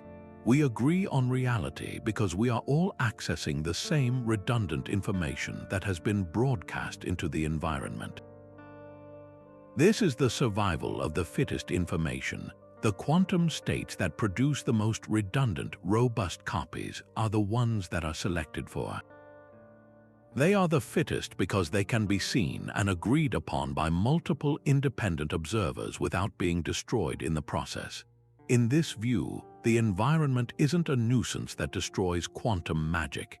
It is a communication channel, an ancient and constant news service that broadcasts the classical world to anyone who cares to listen. The reason we all agree that a tree is in a certain location isn't because some conscious observer collapsed its wave function, but because its location has been redundantly encoded in the trillions of photons scattering from it, the air molecules deflecting around it, and the gravitational field it creates. This objective reality is a consensus reached by the environment itself. Jacques' framework provides the most complete explanation we have for the quantum to classical transition. It starts with einselection, which chooses the pointer states. Decoherence then quickly destroys all the other non-preferred superpositions. Finally, quantum Darwinism ensures that the information about the selected pointer states is proliferated widely, making it accessible to countless observers and creating a stable, objective world for us all to share. This theory finally answers the deep question of why our reality seems so solid and unanimous. It's not because the quantum underpinnings are gone, they are still there, humming away. It's because the universe has a built-in preference for stability and communication, favoring the states that can create a shared story, allowing us to navigate the world without constantly arguing about what is actually there. Imagine a perfectly frictionless ring spinning silently in the void. According to the classical laws of physics, if you could ever set such a ring spinning, it would continue to rotate forever, a perpetual motion machine. But this is an idealization, a thought experiment that ignores the inevitable decay imposed by the second law of thermodynamics. Entropy, the universal trend toward disorder, always increases. Every system loses energy, winds down, and reaches equilibrium, a state of rest. This is one of the most fundamental tenets of our understanding of the universe. Or at least it was. In 2012, the Nobel laureate physicist Frank Wilczek proposed a breathtakingly audacious idea that seemed to shatter this very principle. He asked a simple, profound question: could there be a new phase of matter that breaks not the symmetry of space but the symmetry of time? Could something in nature be in perpetual motion, not as an ideal but as its ground state, its default, lowest energy condition? He called this hypothetical state a time crystal, and its eventual discovery has opened a door to a world of matter that exists in a fundamentally new relationship with time itself. Wilczek's radical proposal was based on the concept of spontaneous symmetry breaking. We see this all the time in the spatial dimension. When water freezes into ice, it transitions from a state that looks the same in every direction to a state that has a definite crystalline structure. The continuous symmetry of the liquid is spontaneously broken, and a new order emerges. Wilczek wondered if the same could happen with time's continuous symmetry. In an ordinary crystal, atoms are arranged in a repeating pattern in space. In a time crystal, the atoms would be arranged in a repeating pattern in time. Their configuration would oscillate or cycle at a fixed period forever, even in their ground state, without any energy input or loss. It would be a clock that never needs winding, a gear that turns without being pushed. As Wilczek himself described it, this would be a structure that repeats not only in space but also in time. The initial theoretical models were met with significant skepticism, with many physicists arguing that such a system would violate fundamental thermodynamic laws. The very idea of a system that cycles without consuming energy seemed to flirt with the forbidden dream of a perpetual motion machine. The breakthrough came when researchers realized that a true time crystal couldn't exist in perfect isolation. It needed to be a driven system, but one that operated in a uniquely stable way. The key was to create a quantum system that was kicked or pulsed periodically, but which would respond at a different frequency than the driving force. This is a phenomenon known as a subharmonic response. Imagine pushing a child on a swing. If you push them at the natural frequency of the swing, they go higher. But if you create a time crystal, it would be like pushing them every second beat, and they would settle into a rhythm where they only complete one full swing for every 2 of your pushes.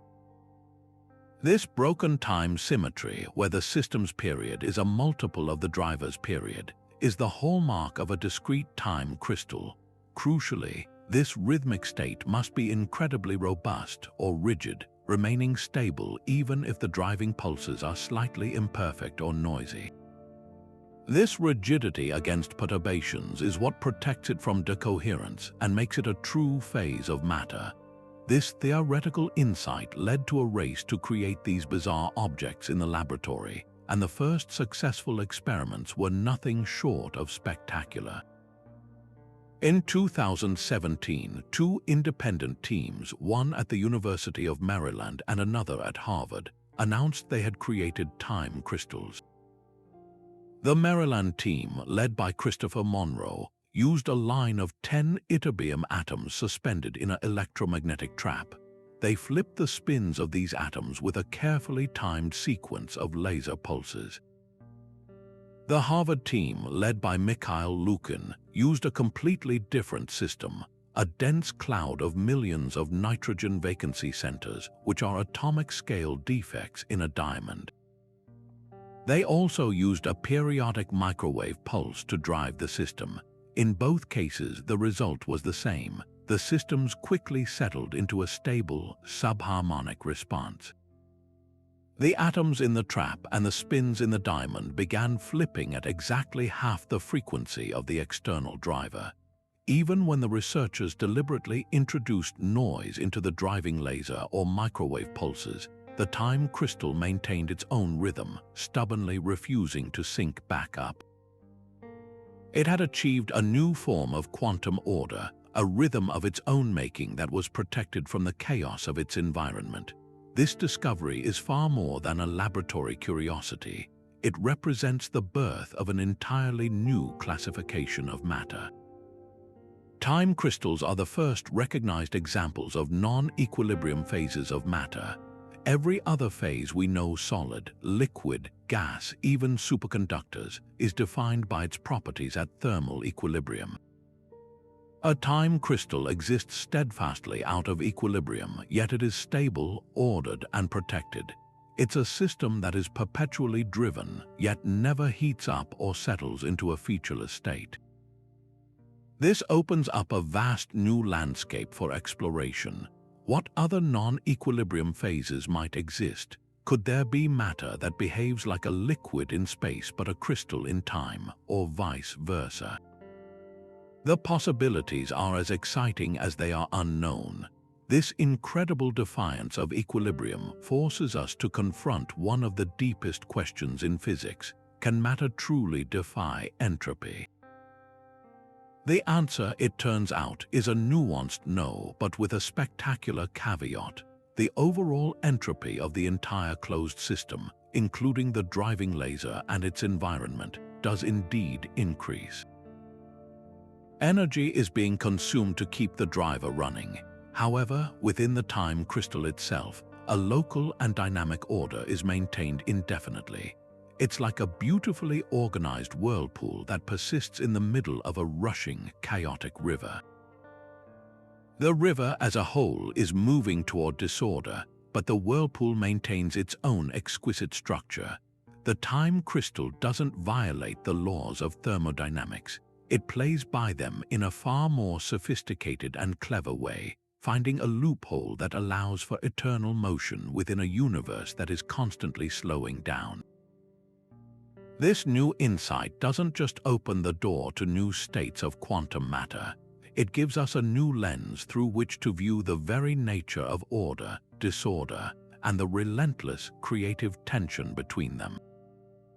If we want to truly understand the intricate dance of the quantum world, from the bizarre behavior of subatomic particles to the emergent properties of entirely new materials, we face a problem of almost unimaginable complexity.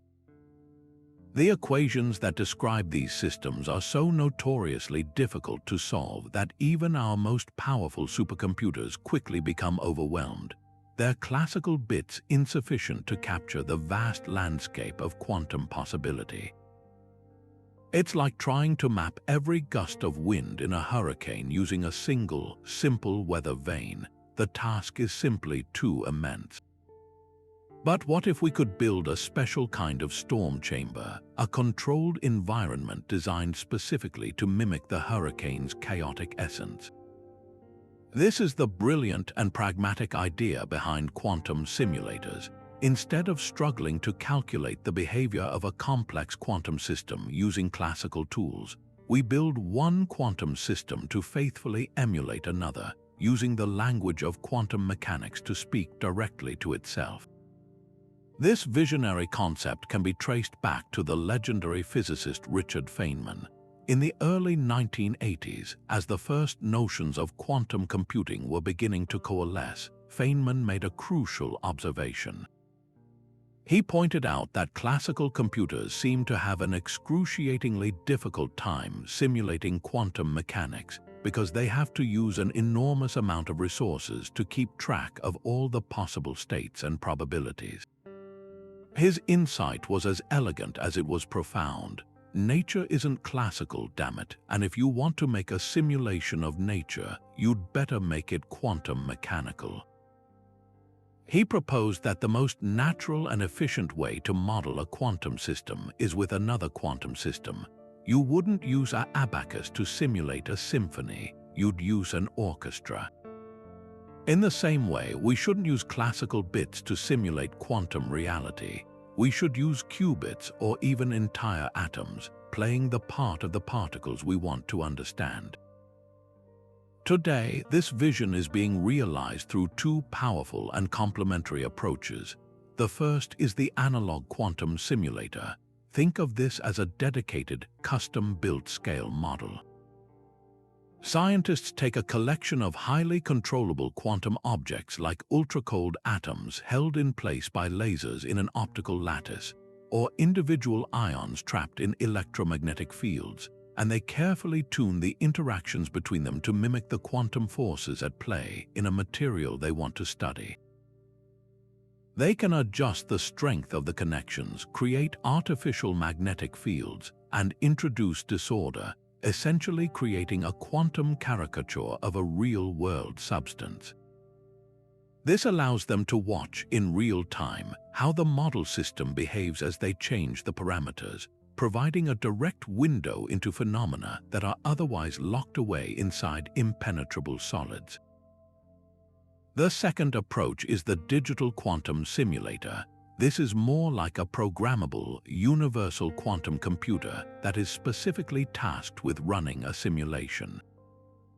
Instead of building a direct physical analog, researchers encode the problem into a sequence of quantum logic gates that are applied to a set of qubits. This method offers more flexibility and control, as the same hardware can be reprogrammed to simulate a wide variety of different quantum systems. While current quantum processors are still too small and prone to error to outperform classical computers for most tasks, they are already serving as powerful testbeds for developing and refining the algorithms that will power the simulations of the future. Both analog and digital paths are leading us toward the same goal: a deeper, more intuitive understanding of quantum matter. The applications of this technology are poised to revolutionize entire fields of science, most notably materials science and chemistry. One of the holy grails is understanding high-temperature superconductivity. We've known for decades that certain ceramic materials can conduct electricity with perfect efficiency at temperatures far higher than traditional superconductors. But despite years of research, a complete theoretical explanation remains elusive. The behavior emerges from the complex collective interactions of billions of electrons, a problem that utterly defies classical modeling. A quantum simulator could finally crack this code. By arranging ultra-cold atoms to stand in for the electrons in a crystal lattice, researchers can observe how superconductivity emerges from the quantum soup, potentially guiding us toward designing new materials that exhibit this miraculous property at room temperature, which would unleash a technological revolution in energy transmission, medical imaging, and transportation. The potential extends to the very heart of chemistry as well, simulating the behavior of a large molecule for drug discovery, or mapping the precise pathway of a catalytic reaction, is incredibly costly and time-consuming on classical computers because it requires calculating the interactions of every single electron. A quantum simulator could act as a digital test tube, directly emulating the quantum mechanics of the molecules themselves. This would allow us to design new pharmaceuticals with pinpoint accuracy, create more efficient fertilizers to reduce global energy consumption, and discover novel catalysts that could pull carbon dioxide directly from the atmosphere. We would be moving from rough approximation to direct observation, using the rules of the quantum world to explore its own infinite possibilities. This incredible power inevitably pulls our minds toward the ultimate metaphysical question. If we can use quantum systems to simulate other quantum systems, could we one day, perhaps in the far future, simulate something as vast and complex as the entire universe? The idea that our own reality might be a simulation in some advanced civilization's quantum computer is a popular trope in science fiction and philosophy. While firmly in the realm of speculation, the development of quantum simulators gives this thought experiment a new, tangible dimension. It suggests that the laws of physics do not, in principle, forbid the creation of a contained, self-consistent quantum reality. We are already taking the first small steps in that direction, not by creating worlds, but by creating perfect mirrors of nature's smallest wonders, using the quantum to understand the quantum, and in the process, perhaps learning more about the fundamental architecture of existence itself. But if the universe can be understood as a quantum computation, it invites a truly mind-bending possibility about its very structure, a concept that sounds like it's been pulled from the farthest reaches of science fiction, yet is grounded in the rigorous mathematics of black holes and string theory. This is the holographic principle, the astonishing idea that our rich, three-dimensional reality, with its sprawling galaxies, towering mountains, and every sensation of depth we experience, might be nothing more than a magnificent projection, a cosmic hologram encoded on a distant, two-dimensional surface. We are not the source of the reality we perceive, but rather the output, a dynamic image cast from information stored on the universe's ultimate boundary. This radical notion didn't emerge from pure speculation, but from a deep puzzle in black hole thermodynamics. As we've seen, when matter falls into a black hole, it seems to vanish, taking its information with it, which violates a core rule of quantum mechanics. In the 1970s, physicist Jacob Bekenstein made a crucial discovery. He realized that a black hole's entropy, a measure of its information content, is not proportional to its volume, as we might expect for a three-dimensional object. Instead, it is proportional to the surface area of its event horizon. This was a profound clue. It suggested that all the information needed to describe everything that had ever fallen into a black hole was somehow encoded on its two-dimensional surface, not lost in its three-dimensional interior.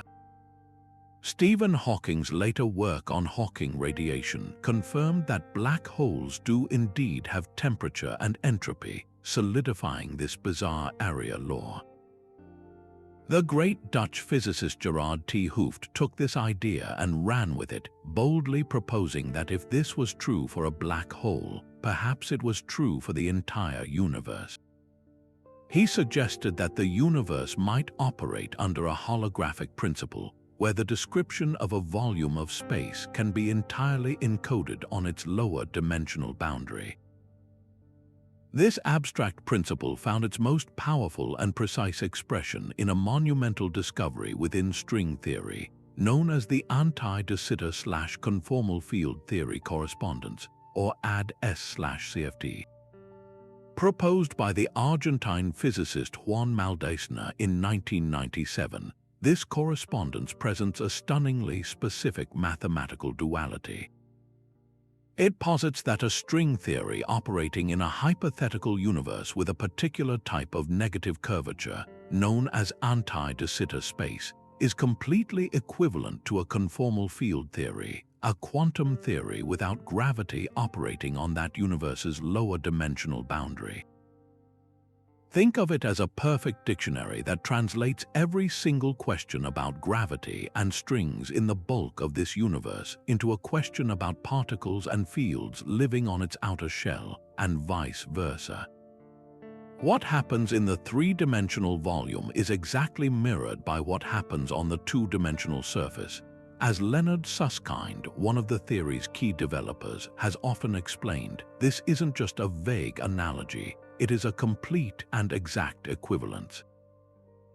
The boundary theory doesn't just describe the bulk, it is the bulk written in a different language. The gravity and dimensions we experience are an emergent illusion, a projection of a deeper, simpler reality that exists on a flat surface. To wrap our minds around this, consider the graphics in a modern video game. The lush, three-dimensional world you explore, with its detailed characters, sprawling landscapes, and dynamic lighting, feels incredibly real and immersive.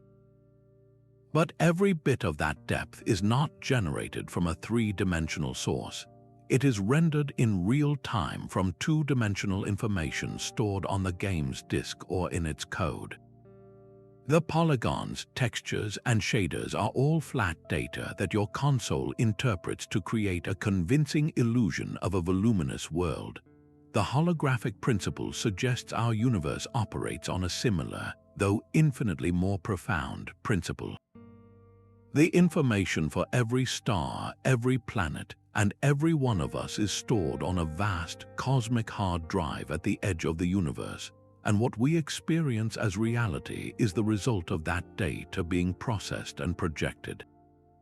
This inevitably leads to a question that dances on the edge of physics and philosophy, one that has captivated popular culture for decades. Are we living in a simulation? While the holographic principle is not literally saying that some advanced being is running our universe on a computer, the structural analogy is deeply compelling. It suggests that the world we take as fundamentally real is actually secondary, a representation of a deeper layer of information. It reduces the dimensions of reality itself, arguing that the true, fundamental description of the universe requires fewer dimensions than we perceive. This principle doesn't diminish our reality. Instead, it reveals a breathtaking and elegant unity, showing that the complexities of space-time and gravity might be simpler and more deeply connected to the quantum world than we ever dreamed possible. Our journey through these 30 fantastical insights reveals a universe far stranger than anyone could have imagined just over a century ago. But this revolutionary vision didn't spring forth fully formed. It was born from a single, desperate act by a reluctant revolutionary, a physicist who simply wanted to solve a practical problem, and in doing so, shattered humanity's classical understanding of reality forever. The year was 1900, and the problem was known as the ultraviolet catastrophe.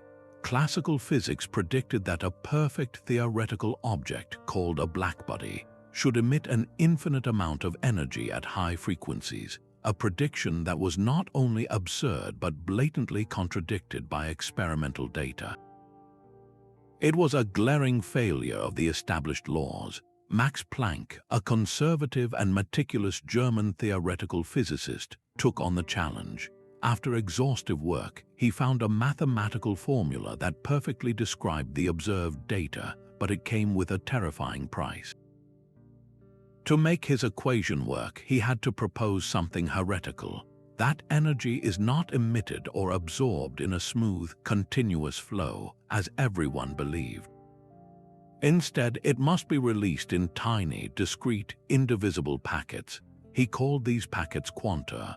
Planck saw this as a mere mathematical trick, a necessary contrivance to make the numbers work. He didn't believe it reflected physical reality. In fact, he spent years trying to reconcile it with classical theory. He had, as he later said, quantized energy out of sheer desperation, unwittingly planting the seed for a scientific revolution that would dethrone the very physics he held dear. That seed lay dormant for a few years until a young patent clerk in Switzerland saw its true potential. Albert Einstein, in his miraculous year of 1905, took Planck's idea of quanta deadly seriously. He applied it to a different puzzle, the photoelectric effect, where light shining on a metal surface can knock electrons loose. The wave theory of light couldn't explain why the energy of the ejected electrons depended on the light's color and not its intensity. Einstein boldly proposed that light itself is quantized. A beam of light isn't just a wave, it is a stream of tiny particle-like packets of energy, which we now call photons. The energy of each photon is determined by its frequency. This elegant idea solved the photoelectric effect instantly, for which Einstein would later win the Nobel Prize. More importantly, it introduced the radical concept of wave-particle duality, suggesting that light has a dual personality, a schizophrenic nature that would become a central pillar of the new quantum theory. Einstein, the revolutionary, would later become one of quantum mechanics' most famous critics, but his work was essential in proving that Planck's quantum was more than just a mathematical hack. It was a fundamental feature of the universe. The next great leap came from a young Danish physicist, Niels Bohr, who applied the quantum idea to the atom itself. The prevailing plum-pudding model of the atom was useless for explaining why atoms emit and absorb light only at very specific frequencies, creating unique spectral fingerprints for each element. In 1913, Bohr proposed a radical new atomic model. He suggested that electrons orbit the nucleus not in any arbitrary path, but only in certain specific stable orbits or stationary states with defined energy levels. An electron could jump from a high-energy orbit to a lower-energy one, and the energy difference would be emitted as a single photon of light with a very specific frequency.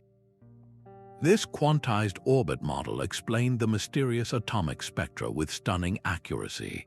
While we now know his model was incomplete, it was a monumental step, introducing quantization into the structure of the atom and establishing the idea that at the microscopic level, nature is granular, not smooth.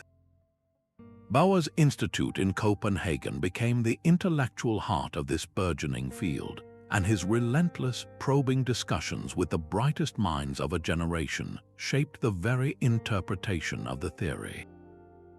The full, bizarre mathematical framework of quantum mechanics was then developed in a furious burst of creativity in the mid-1920s, primarily through the work of two men with very different approaches. Werner Heisenberg, still in his early 20s, developed a system called matrix mechanics. He focused only on the observable quantities, the frequencies and intensities of spectral lines, and built a complex mathematical framework of matrices that correctly predicted atomic behavior. It was powerful but abstract and difficult to visualize. Meanwhile, the Austrian physicist Erwin Schrödinger, inspired by de Broglie's idea of matter waves, took a different path. He developed wave mechanics, describing the electron not as a particle in an orbit, but as a wave described by a wave function governed by his famous Schrödinger equation. This equation allowed one to calculate the probability of finding an electron in a particular place. Schrödinger's approach was more intuitive and mathematically familiar to physicists, and it was soon proven that his wave mechanics and Heisenberg's matrix mechanics were mathematically equivalent, just two different languages describing the same strange reality. Heisenberg, however, soon uncovered a deeply unsettling consequence of the theory, the uncertainty principle. He demonstrated that it is fundamentally impossible to know both the exact position and the exact momentum of a particle simultaneously. The more precisely you know one, the less precisely you can know the other. This wasn't a limitation of our measuring equipment. It was a fundamental property of the universe, a built-in fuzziness that lies at the heart of reality. This period of intense, chaotic discovery was punctuated by a now legendary series of meetings, the Solvay Conferences. The Fifth Solvay Conference, held in Brussels in 1927, was perhaps the most famous gathering of scientific minds in history. The photograph from that conference is a veritable hall of fame. Einstein, Bohr, Schrödinger, Heisenberg, Dirac, Curie, Planck, and many others all in one room. It was here that the great debate over the meaning of quantum mechanics reached its peak. Einstein, deeply uncomfortable with the inherent randomness and uncertainty, clashed fiercely with Bohr. Einstein would devise clever thought experiments designed to show that the theory was incomplete, that there must be hidden variables restoring determinism. In one famous challenge, he claimed that quantum mechanics would allow for spooky action at a distance, which he found utterly unacceptable. Each morning, Bohr and his colleagues would stay up late to dissect Einstein's latest challenge, and by the next afternoon they would have a defense, often using Einstein's own theory of relativity to counter his arguments. Though Einstein was never convinced, famously stating that God does not play dice with the universe, Bohr is said to have retorted, "Einstein, stop telling God what to do." These debates, conducted with immense mutual respect, sharpened the Copenhagen interpretation, the idea that the wave function represents probabilities and collapses upon measurement, into the dominant, though still controversial, interpretation of quantum theory. The cultural impact of this quantum revolution rippled far beyond the physics laboratory, seeping into philosophy, art, and literature. The demise of strict determinism and the introduction of fundamental uncertainty challenged the Newtonian clockwork universe, a view that had dominated Western thought for centuries. If the universe was not predictable and deterministic at its core, what did that say about free will, causality, and the nature of reality itself? This new, fuzzy world influenced surrealist art, which sought to depict a reality beyond the obvious, and modernist literature, which embraced fragmented narratives and subjective perspectives. The quantum world, with its particles that were also waves and its cats that were both dead and alive, became a metaphor for a new, more complex and less certain age. The journey from Planck's reluctant quanta to the multifaceted, astonishingly accurate theory we have today was not a straight line. It was a turbulent, human story of brilliance, argument, and profound insight, setting the stage for all the fantastical discoveries we've explored, reminding us that our understanding of the cosmos is always evolving, built on the shoulders of giants who are brave enough to embrace the weird. Yet the most profound frontier may not lie in technology, but in a deeper understanding of ourselves. The enigmatic relationship between quantum processes and consciousness, once dismissed as speculation, is gaining a new hearing. Ongoing experiments are probing whether biological systems, from the neural microtubules in our brains to the process of photosynthesis in plants, rely on quantum coherence to function. Projects like the Quantum Biology Doctoral Training Centre in the UK are fostering a new generation of scientists dedicated to testing these ideas with rigorous experiment. As Sir Roger Penrose has speculated, if consciousness does indeed have a quantum origin, unraveling this connection could be the key to understanding not just the mind, but the universe's capacity for self-awareness. This isn't just about building better machines, it's about deciphering whether the universe, through us, has become conscious of itself, a question that bridges the gap between the quantum and the cosmic. The journey ahead promises to challenge not only what we can do, but who we are and our place in this vast, interconnected quantum tapestry, inviting us to remain perpetually curious about the next great revelation waiting just beyond the horizon of our current understanding. From the ghostly tunneling of particles to the cosmic symphony of vibrating strings, these 30 insights have taken us on a breathtaking tour of a reality that is profoundly different from the solid, predictable world we perceive with our senses. We've seen how the universe is not a collection of separate objects, but a deeply interconnected web where information can leap across space instantaneously, where the very act of looking can change what is seen, and where every choice we make might spin off a new branch of reality in an infinite multiverse. This is not the cold, mechanical clockwork of Newtonian physics. It is a living, breathing, dynamic tapestry woven with threads of possibility, uncertainty, and wonder. The quantum realm reveals a cosmos that is not just stranger than we imagine, but stranger than we can imagine, constantly challenging the limits of our intuition and inviting us to think in entirely new ways about the nature of existence itself. The overarching themes that have emerged are as profound as they are beautiful. We've encountered a radical interconnectedness where particles remain mysteriously linked across vast distances, suggesting that separateness may be the ultimate illusion. We've seen how observation is not a passive act but a creative one, intimately involved in bringing specific realities into focus from a haze of potential. And we've explored a universe of multiple possibilities, where things can be in more than one place at once, and where every potential outcome finds a home in some corner of the cosmic landscape. These are not just abstract scientific concepts, they are invitations to reframe our perspective on everything, from the technology we build to the way we see our own place in the grand scheme of things.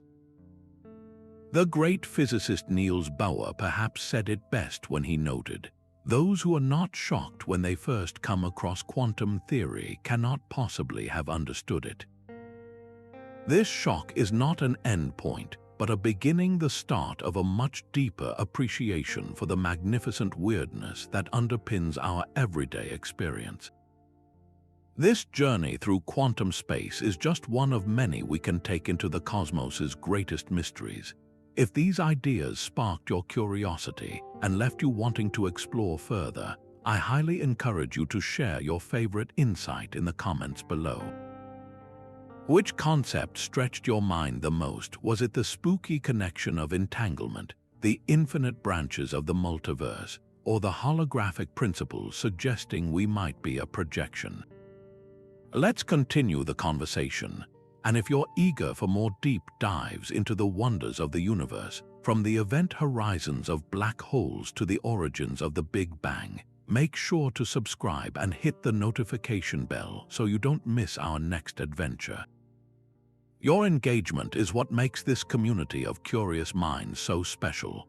Ultimately, the value of peering into the quantum abyss is not just in accumulating facts, but in cultivating a new way of seeing. Embracing a quantum perspective means becoming comfortable with uncertainty, marveling at interconnectedness, and remaining open to the fantastic. It enriches our understanding of existence by reminding us that reality is far more fluid, mysterious, and magnificent than it appears on the surface. It encourages a humility in the face of the unknown and a profound wonder for the fact that we are conscious beings capable of even beginning to decipher the deep, hidden rules of the cosmos. In the end, we are not just observers of this quantum universe. We are, in every sense of the word, an active part of its ongoing